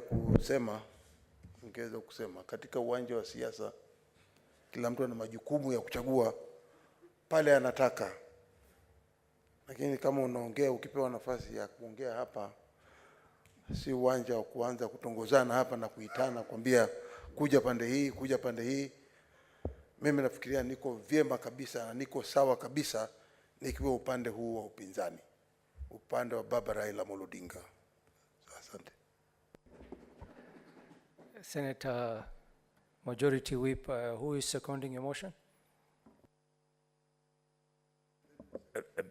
Let me just, Bwana Speaker, namshukuru ndugu yangu Justice Mathayo kwa ile uhuru yake ya kuamua msimamo.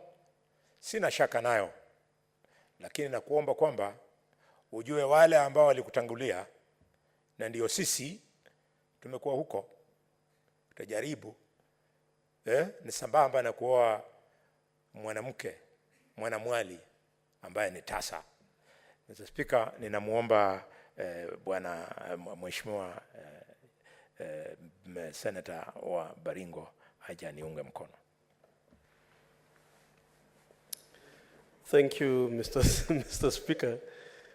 Mr. Speaker, I arise to support this motion.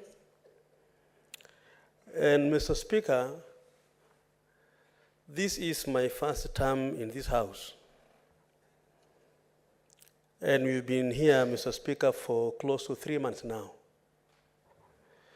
And the mover of this motion has been able to demonstrate to the House our performance for that short period of 2.5 to 3 months of this House. Mr. Speaker,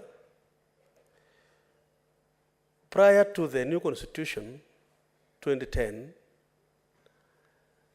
the House of Parliament did not have a calendar as to when they will commence a session, when it will go on recess, when it will adjourn, and so on. That was purely left for the executive those days, Mr. Speaker. But today, Mr. Speaker, this House is able to determine its calendar. And so, Mr. Speaker, we are not adjourning, as said by Honorable Majority Whip, because we lack what to do. We are adjourning because, Mr. Speaker, we are doing so in accordance with our calendar. Because as we begin a session, our calendar is set. So that, Mr. Speaker, our time here, our programs are clearly laid out in the calendar of the House. And Mr. Speaker, as we adjourn this House today, it is important that to know that we've achieved a substantial degree of work in terms of those motions already passed. Mr. Speaker, this committee has even been able to visit some parts of the country. Mr. Speaker, I traveled all the way to Kitui with you to go and witness the security situation in Kitui County. And Mr. Speaker, today we were able to lay the report of that visit before the House. And we were able to propose to government certain recommendations. When my committee, Mr. Speaker, had a session with the CS Interior, we were able to share with him some of the proposals in terms of, proposed recommendations to him. And so, Mr. Speaker, we have been able to respond. We have been able to respond as a House to the situations arising in various counties, Mr. Speaker. Mr. Speaker, yesterday we had a debate on the drought situation in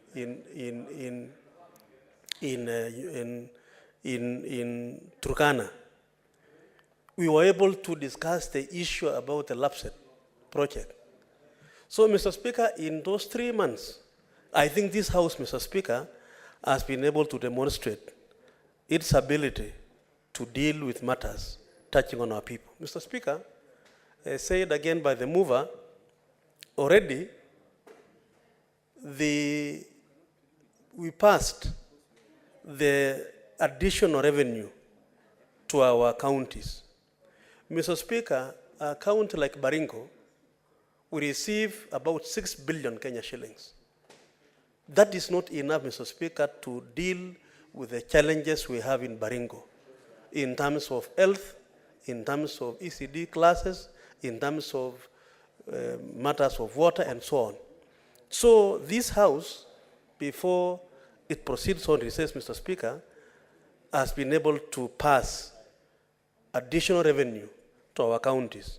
This, Mr. Speaker, will go a long way in supplementing the already allocated 6 billion, for example, for Baringo, so that we are able to achieve some of the needs of our people. Mr. Speaker, the insecurity in the country, the drought situation in the country, again, this House has been able to respond, either through statements or through motions. And so, Mr. Speaker, I am, from where I sit as a member of this House, being a new member in this House, Mr. Speaker, in this House, not in Parliament, that I think we have a reason to really appreciate this House for the work that's done. Mr. Speaker, even yourself, I believe you've done well as a member of the Speaker's panel, chairing our committees and so on. And I think this House, Mr. Speaker, has been able to really take us through. Mr. Speaker, something new is also beginning to arise in this House. The anticipated harmonious existence between National Assembly and this House is something that I think we have witnessed. And that is why today, Mr. Speaker, we have been able to pass a motion where we have a joint committee of National Assembly and of Senate. These are signs of progressive House, signs of a united House as we face the challenges, deal with the challenges facing our people. So, Mr. Speaker, I just want to thank members for the wonderful performance, and I believe, Mr. Speaker, as we go on this recess, we will not stop. Mr. Speaker, our work does not stop from this plenary. We will still also go back, Mr. Speaker, and interact with our people. And when we come back now, after the recess, we will be able again to enrich the House with the various issues that we have been able to learn during the holidays. I mean, not holidays, but during the recess, so that we are able again to bring more agenda for our House. Mr. Speaker, I support. Oh no, I second. Thank you, Senator. Honorable Senators, I propose the question that pursuant to Standing Order 32.3, the Senate do adjourn until Tuesday, 14th February 2023. Minority Leader, and we are going, since there is a lot of interest in the motion, we will have 5 minutes each. I guess.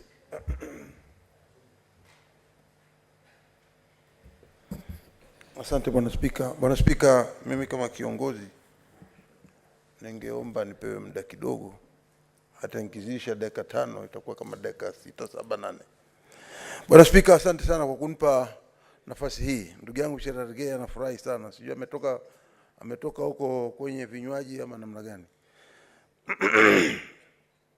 Bwana Spika, kitu cha kwanza nataka kusema kwamba tokea kura zipigwe, maseneta wachaguliwe, wameingia ndani ya bunge, wameketi hapa, tumekuwa na ratiba za kazi nyingi, tumekuwa na shughuli nyingi, na maseneta wote katika hili bunge wamekuwa wakishirikiana kwa kuona ya kwamba mwanzo wa safari hii wameenda njia moja ya kuona ya kwamba tumefanyia Wakenya juhudi zao wanazozihitaji katika utendakazi wetu sisi kama maseneta. Bwana Spika, unaona kwamba wakati mwingi bado hatujaenda kuita ile kufanya kama vile tulikuwa tunafanya, na natumaini wakati wetu ukifika tutafanya kama hivyo. Kwamba tutachukua Senate tuipeleke mashinani. Tumekuwa hapa Nairobi.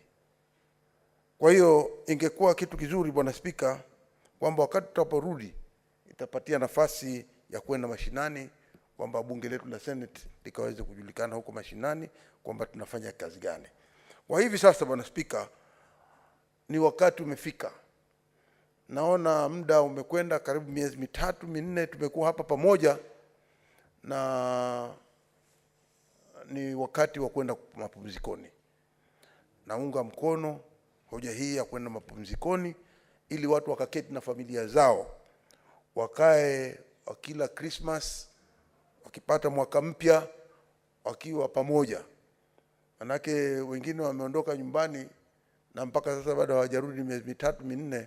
Ikiwa huko kwenye nyumba yako, basi wewe kama seneta unajua nani anaweza kuwa anafanya kazi hiyo. Bwana Spika, nataka kusema pia vile vile ya kwamba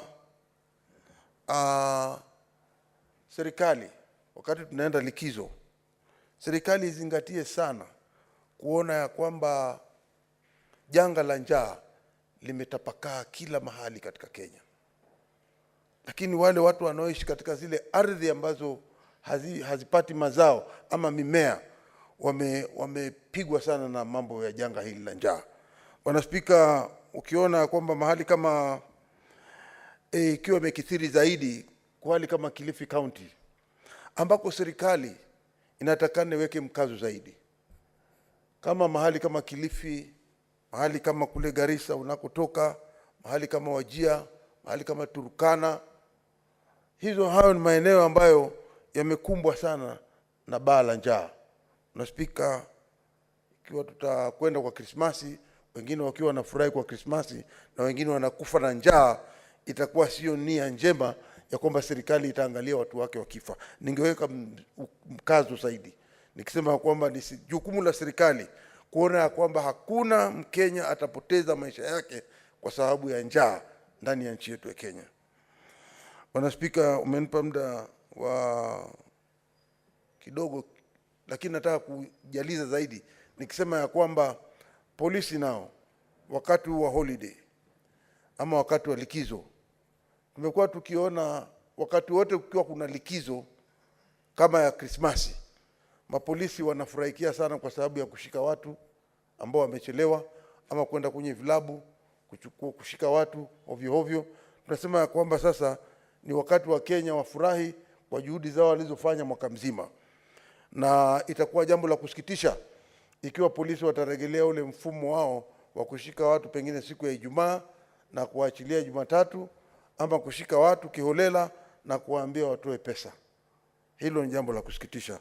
Bwana Spika, la mwisho ni kwamba umesikia hata wewe ukiwa hapa, kuna huu sababu ya kununua watu. Si kununua watu, lakini wanasiasa wengi wanakumbwa na shida, na inafika wakati wanasiasa wanaambiwa waende upande fulani, na tumeshaanza kuona ya kwamba sasa ni hatari, kwa sababu tunaweza kuona kuna nia ama kuna njama ya kuvunja upinzani ndani ya taifa letu la Kenya. Lakini tunawaambia ndugu zetu ambao kwa mamlaka, mko kwa mamlaka sasa, nyinyi endeleeni, lakini sisi tunawaangalia. Lakini mambo ya kuruka upande huu na kuanza kununua watu ni jambo la aibu, kwamba wewe ni kiongozi uliyechaguliwa na wananchi, na ukifika hapa ndani ya bunge unageuza msimamo, unakuwa rangi nyingine, unaenda upande ule ambao wewe hukuchaguliwa nao, lakini unaenda kule kwa sababu ya kusisitiza maslahi yako. Hiyo ni jambo ambalo mimi nataka kuambia ndugu zangu ambao wako na tabia kama hizi, tuacheni. Ukichukua msimamo, hakuna kitu kizuri katika maisha kama msimamo, kwa sababu hata kama hawa wameshinda ama walichukua uongozi, hawakuchukua uongozi kwa sababu hawakuwa na msimamo. Wao walikuwa na msimamo, ndio sababu wakachukua uongozi. Kwa hivyo sisi tunasema kwamba baada sasa tumesha keti katika mamlaka, tafadhali sisi kama wanasiasa tujifundishe kuwa na misimamo, tusiende pande hii ama pande hii. Kwa sababu unajua Bwana Spika, ni kwamba ukiwa umechaguliwa na chama fulani, itakuwa jambo la kusikitisha wewe ukishapita uondoke uende katika chama kingine, ama uende ukaangalie sera za chama kingine useme hicho ndio chama chako sasa kilichokuchagua. Bwana Spika, asante sana kwa muda. Asante. Senator Cherargei Samson.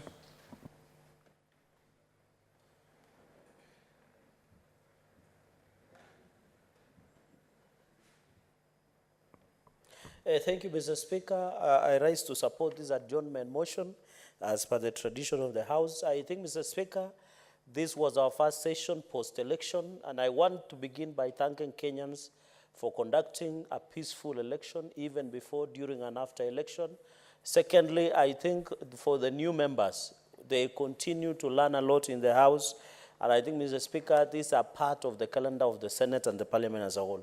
Mr. Speaker, even as we go for a recess, this is going to be a working recess, because this is the opportunity to spend time with your family, with your constituents, and be able to listen to their concerns, so that as we begin in February, the next session of 2023, we are able to get the true of what is happening on the ground, Mr. Speaker. So I know in many, going into the future, we might be even called upon to come on special sitting on various issues that might arise that needs the attention of the Senate and the Republic of Kenya, Mr. Speaker. So this is a working recess. I want to wish my colleagues well, and I know we'll continue interacting. I know there will be committee business and many others that comes up. Mr. Speaker, secondly, I want to thank the President for launching the Hustlers Fund yesterday. Now we are seeing significant of Kenyans, above 1 million, continue to borrow money through the Hustler Fund that is 50 billion. I think what is disappointing our colleagues in the minority side, especially Senate Minority Leader, is that we are fulfilling the manifesto promises that we gave to Kenyans, because they had started accusing our government of saying not fulfilling the promises that we made. So I want to urge all Kenyans from across the political divide that this Hustler Fund belongs to you. Take it, do business, change your life. Because, Mr. Speaker, 1.2 million young people enter the market in every year. And therefore, this Hustler Fund will go. And I want to assure the country, as we go into the future, President William Ruto administration will fulfill its campaign promises, including the issue of farmers, Mr. Speaker. We have already received subsidy. Now the fertilizer was 7,000. It's now during planting season of 2023. Mr. Speaker will buy it with 3,500 by 50 kilos of fertilizer, Mr. Speaker. The third point, Mr. Speaker, is I want to thank the government for allowing us, the maize farmers, to deliver, harvest dry and deliver our maize up to 2023 February, Mr. Speaker. I want to call upon our farmers, especially maize farmers, that harvest your maize, dry it properly, take it to the millers, to cereals and produce board, Mr. Speaker, so that you can get a good price, Mr. Speaker. You know, when the CS of Trade says there is 10 million duty-free maize coming, the prices of maize came to 4,500. But after the cabinet of William Ruto sat and said that agree with us, Mr. Speaker, now the prices have gone to 5,400. But we are looking at the price of 7,000 per bag because it was expensive to plant, Mr. Speaker. Mr. Speaker, on the issue of road safety during this festive season, I want to urge our former colleague, Senator Professor Kithure Kindiki, and other top organs in Homeland Security to put the necessary measures and mechanisms. It is sad that during festive season, we lose most of the Kenyans because they are traveling home. I want to appeal to the police and other sectors. Let us make our roads safe to ensure we reach our destination, and ask Kenyans who take 1 or 2 for the road, please don't drink and drive. And if you go slow, you will reach there. So why would you want to die by drinking and then you cause accident? You don't even kill yourself, you kill others on the road. So I want to ask that Kenyans that let us drive safely. Let us, if you want to take 1 or 2 for the roads, get a designated driver or even use a Uber or Bolt so that you can be dropped at your place, Mr. Speaker.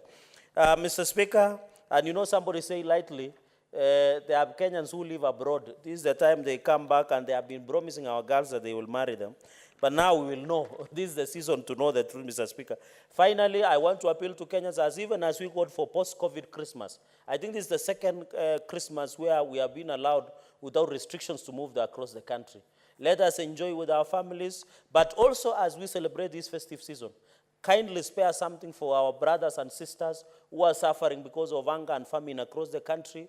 We hope to, the Deputy President will launch a pay bill. Let us contribute, even us from North Rift. If we have given an organized way of contributing our donation, I can assure you Kenyans will contribute and ensure that. Mr. Speaker, I also wish you well, even and other colleagues, as you go for your recess. Hope to see you as we go into the future of making sure that Senate works for us. I thank you, Mr. Speaker, for the opportunity. Thank you, Senator. Senator Abbas Sheikh Mohammed. Thank you, Mr. Speaker. Mr. Speaker, I rise to support the motion of adjournment. Mr. Speaker, this is a house of records and it's its own timelines, and I think it's the right time now that the program for first quarter is now coming to an end. It's not that we're tired, but we want to join the other rest of the other Kenyans to at least join them and work with them. Some of us are coming from counties with the stress because of the drought. We want to go and visit them. Awareness is very vast. Some of them, we have not visited them, the part of our counties because of the vastness. Mr. Speaker, I think I want to thank this. This is my time. I'm first time in the Senate because I came from the National Assembly. And actually I was impressed. That's with the seriousness the members of the Senate are debating and the soberness and the way they are committed to the House debate and the rules and regulations. And therefore, I want us to continue the same spirit. And then one other thing is, Mr. Speaker, I want to wish Kenyans, because these are the first of times of December, you know, when people go for holidays, a lot of traveling. And, you know, because of, you know, bad roads and the weather and, you know, careless drivers, there's a lot of accidents, so we need to exercise caution with all, you know, those who are traveling. And another thing is, actually, my friend Sergei has just gone out. He's now saying that he has Pamba harvest from Rift Valley. So I want to appeal to the Rift Valley people to be kind enough and magnanimous to support their next of kins who are in Rift Valley who have been seriously affected, especially in Turkana. Their neighbors, so let's have good neighbor lines, that at least they should show to other Kenyans that because of the bumper harvest, they are able to send at least 100 tons of maize and other produces to Turkana, God willing. We will appeal to them, and my brother, the Senator Sergei, should lead the exercise to show the good gestures that Kenyans taking care of one another, build Kenya, feed Kenya, Kenyans for at least take care of one another. With those few remarks, I beg to support the motion of adjournment. Thank you. Thank you, Senator. Senator Wamatinga. Thank you very much, Mr. Speaker, sir. I also like to support. As I stand up, Mr. Speaker, sir, I would want, first of all, to thank all the members of this House for the maturity they have shown the last 3 months. Being a new member of the Senate, I expected politicians from both political divide to display some animosity. I must say that all of us held themselves with a lot of decorum. I therefore want to say thank you very much. As I also support this, Mr. Speaker, sir, I also want to take the opportunity to thank all Kenyans for having maintained peace during and after the elections. Specifically, I want to thank the people of Nyeri County for overwhelmingly electing me as their senator. As I do that, Mr. Speaker, sir, I want also to warn Kenyans at large. We are going into the Christmas festivities. There is always a tendency to spend like as if it is the last day. We must never forget that January is coming. We are taking kids back to school. As people engage in the mood of celebrating Christmas, Mr. Speaker, sir, it is important for us to remember in January, we are taking kids both in secondary school, and this time around, Mr. Speaker, sir, it's going to be the lower secondary and the upper secondary, and that is going to be quite demanding on the part of the parents.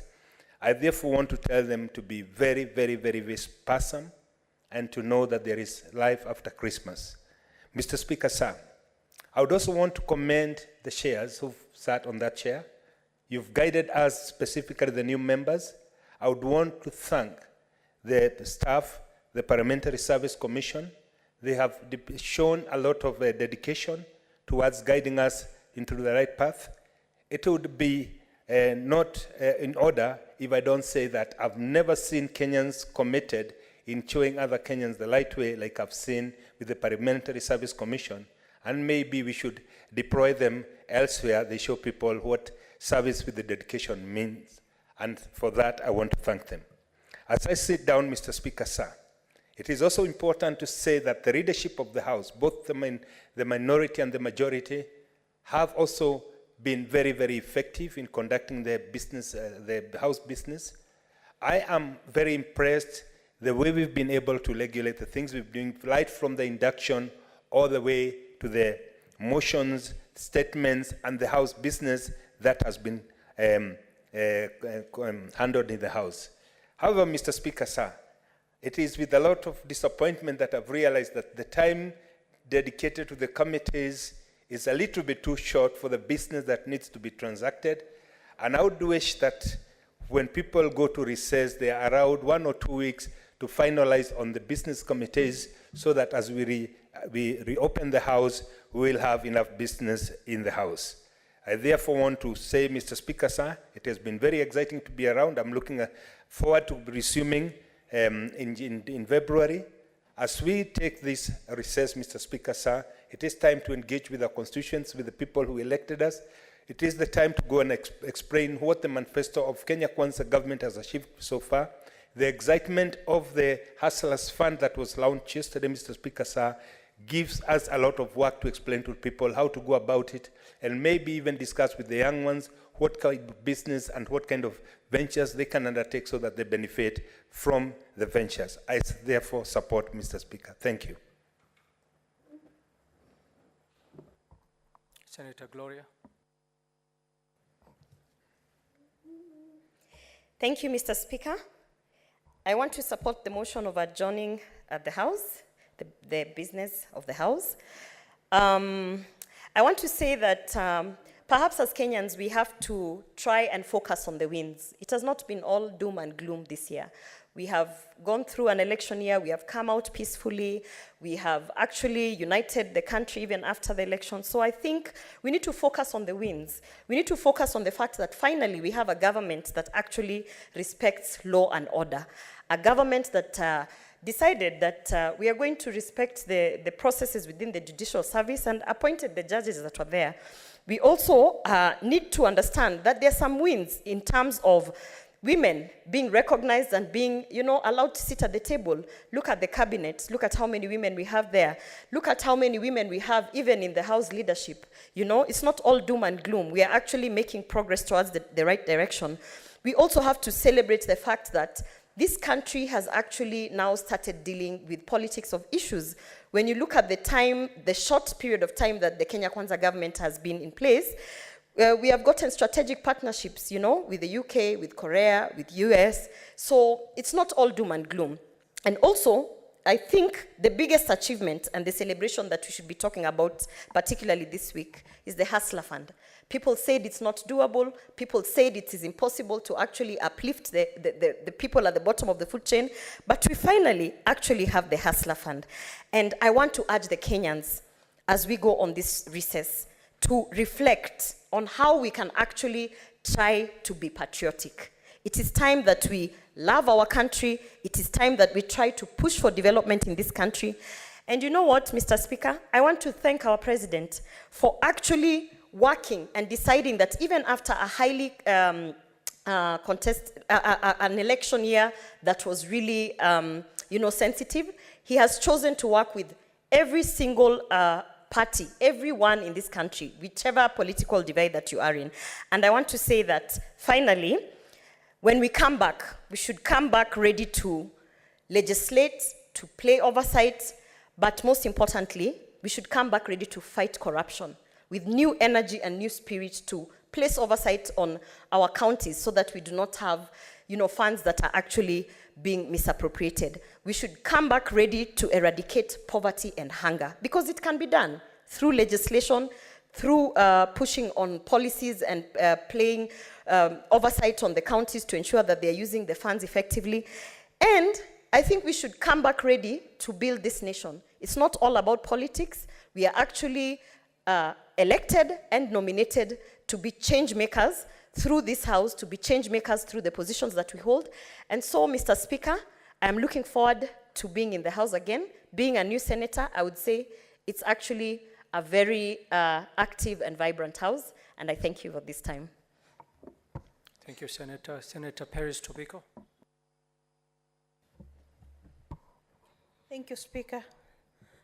Speaker, I rise to support the adjournment motion, and I'm grateful to God that for getting this time and for being here.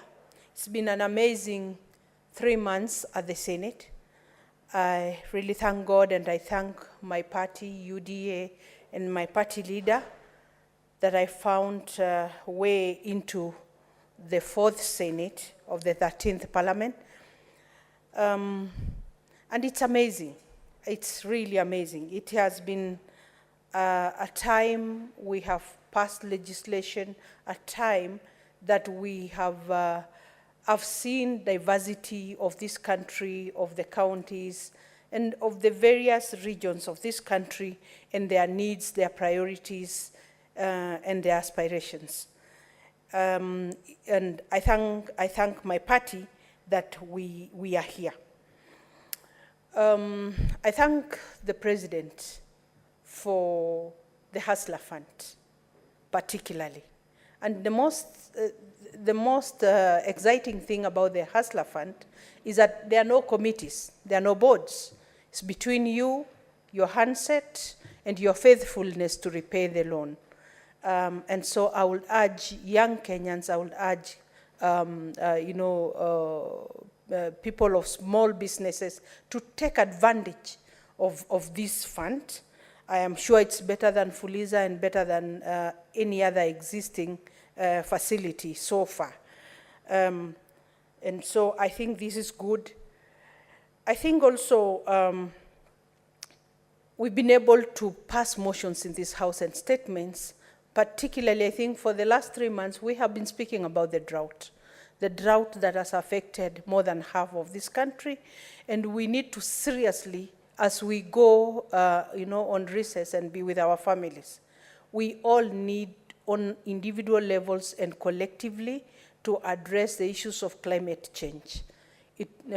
So we should encourage all Kenyans, all of us, to plant trees so that we can bring back our environment into livable standards and situations, because at the moment, I think the environment is not friendly for our survival. I'm also excited to have been part of a very exciting campaign time. It was not easy. I think we all went through it, and tempers were glaring, but we are all together now as a country and ready to move forward as a country. It is exciting to see that we relate well together with members of the minority side, and that we are all speaking on issues that affect all Kenyans. Mr. Speaker, as we go home, as we go back to our counties, we need to urge Kenyans to drive safe on roads. We need to urge Kenyans to think seriously about the next year, how we are going to organize our education system, because I think it has a lot to be addressed. Mr. Speaker, we need to address the issue of joblessness in this country. There are quite a number of issues, but I would say we have begun well. We are right on track, and I am sure the Kenya Kwanza government is going to take this country to another level. Mr. Speaker, I thank you for this opportunity. Thank you, Senator. Senator Julius Murgo. Thank you very much, Mr. Speaker, for giving me this opportunity. I too join my colleagues in supporting the recess, and I'm very grateful to my people of the county of West Pokot for giving me the opportunity to represent them in this great house. And I also thank Kenyans generally for the election period that we had, an election that is not like any other before because of the peacefulness that there was. There wasn't any, even one stone thrown at any Kenyan.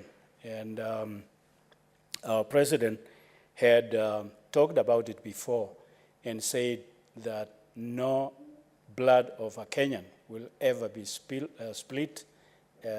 again because of elections. And it actually came true because it was practically that. And so I'm very grateful to all Kenyans that we held a very peaceful election.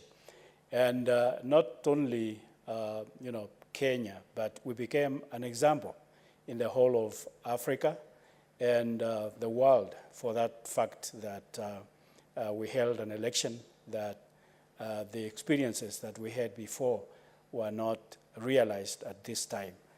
And so we thank God for that.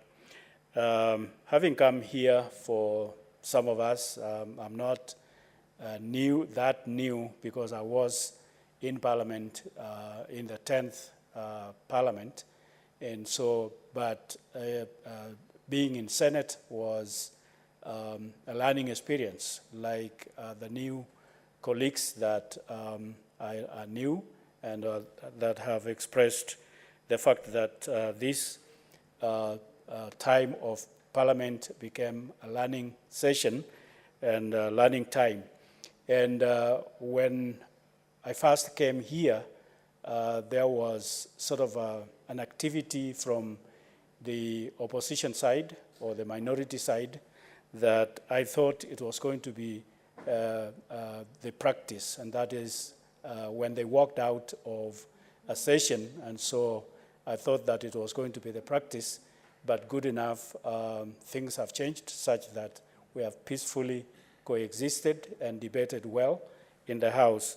So I call it that we are going into a recess that is full of work to do with hustler funds, because we actually are the ones that are going to answer wananchi.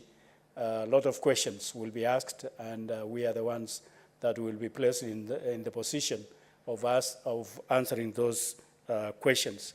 And then also we are going to be faced with a lot of situations about hunger and famine and starvation and a lot of that. And so that is why I call it that it is going to be a working session for us, or break for us, and a lot of joblessness also, and therefore it's going to be also a lot of responsibility for us as members of the Senate. And so I join hands with my colleagues in support. So I support. Thank you.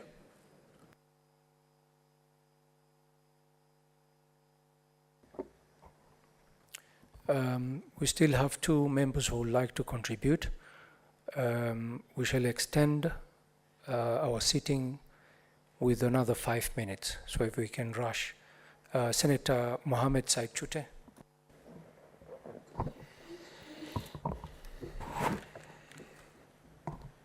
Thank you, Mr. Speaker, for this opportunity. I rise in support of the adjournment motion.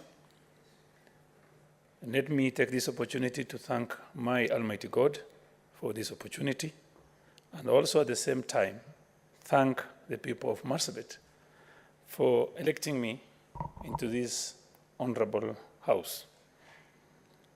I would also want to thank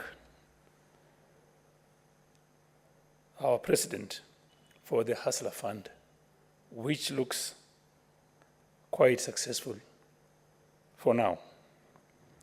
I would also want to thank the Speaker of this House and the honorable members.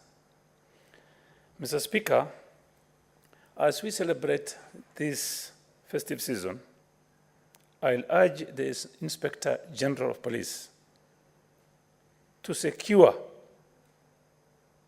the road between Archers Post and Merile, which is prone to bandit attacks. People are suffering, losing lives and property. We have 17 police barriers between between Moyale and Isiolo. And I will urge the Inspector General to use the resources to assist on securing that road, which is between Archers and Merile. Mr. Speaker, I would also want to thank our President for appointing the Deputy President to manage the disaster fund. And I would request the Deputy President to call leaders from those affected areas so that we can discuss and deliberate on this issue of famine. People are suffering. And at the same time, I request the Deputy President to look at also animal feed. The President, with his wisdom, reduced the prices for fertilizer from around 6,500 to less than 3,500. Yes, our brothers in the Rift Valley and Central Kenya are farmers, but we are also farmers, but livestock farmers. we need incentives from the president, through the deputy president, to see if the prices of animal feed will be reduced to almost about 50%. The prices currently are running at 2,000 per bag. If the prices are reduced down to 1,000, we will be helped a lot. Mr. Speaker, finally, I would want to, what my member senator said, when we started this Senate, our friends walked out. And today, I think I'm happy to see that we are working together as one people, as people also from one country. Finally, I would like to say Happy Jamhuri Day, Merry Christmas, and a happy, prosperous New Year to all Kenyans. And I beg to support the adjournment motion. Thank you, Mr. Speaker. Thank you, Senator. Senator James Lomunen. Thank you, Mr. Speaker. Sir, I rise to support this adjournment motion. First and foremost, Mr. Speaker, I want to thank the Almighty God for giving us this opportunity for discussing crucial and fundamental issues that concerns our country, our respective counties. I know the Bible says that seek ye the kingdom of God first, and the other things will come later. I thank God because God has strengthened us. He has given us enough energy to withstand the challenges faced by this nation. Mr. Speaker, I know this recess is not just to go to our respective counties and rest. I know it is a second phase. We have started a first phase. Second phase is a phase of consulting with the people who voted for you. They are supposed to evaluate you. They are supposed to assess you. And then, after consulting them, we come with a new spirit, because they have been given, they will have given us mandate to come in another chance to sit in this house and contribute very important issues. But Speaker, I know we are in recess, but the problem that are encountered by our counties are not in recess. For example, drought is not in recess. Anger is not in recess. Disease is not in recess. So, this is not in recess. Corruption is not in recess. So, that's why I say it is an ample time that God has given us to meditate, imagine, for critical issues that affect this community. Mr. Speaker, I want also to congratulate this House. This is my third term. For the first 2 terms, I've been in National Assembly.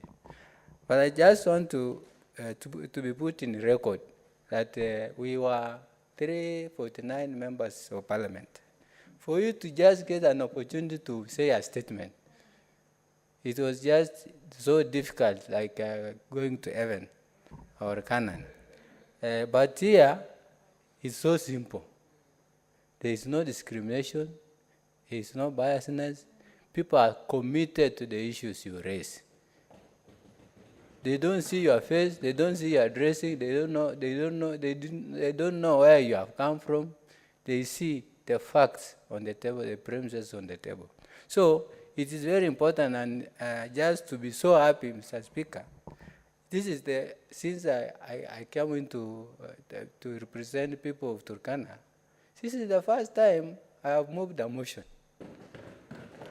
It is not that I do not have contents, but the opportunity. The opportunity was not there. But here, I now want to thank God because it was the will of God for me to be here. And this is the best time, best moment, and the best place to represent people of Turkana County. And wherever they are, I want to praise them, I want to thank them, I want to congratulate them. And then we will be together now and then. May God bless them and bless our speaker. Thank you. Honorable Senators, there being no other business on the order paper, the Senate stands adjourned until Tuesday, 14th February 2023 at 2:30 p.m. I take this early opportunity to wish you all a peaceful and restful recess, a happy holidays, and a Merry Christmas, and a prosperous New Year come 2023. Thank you all.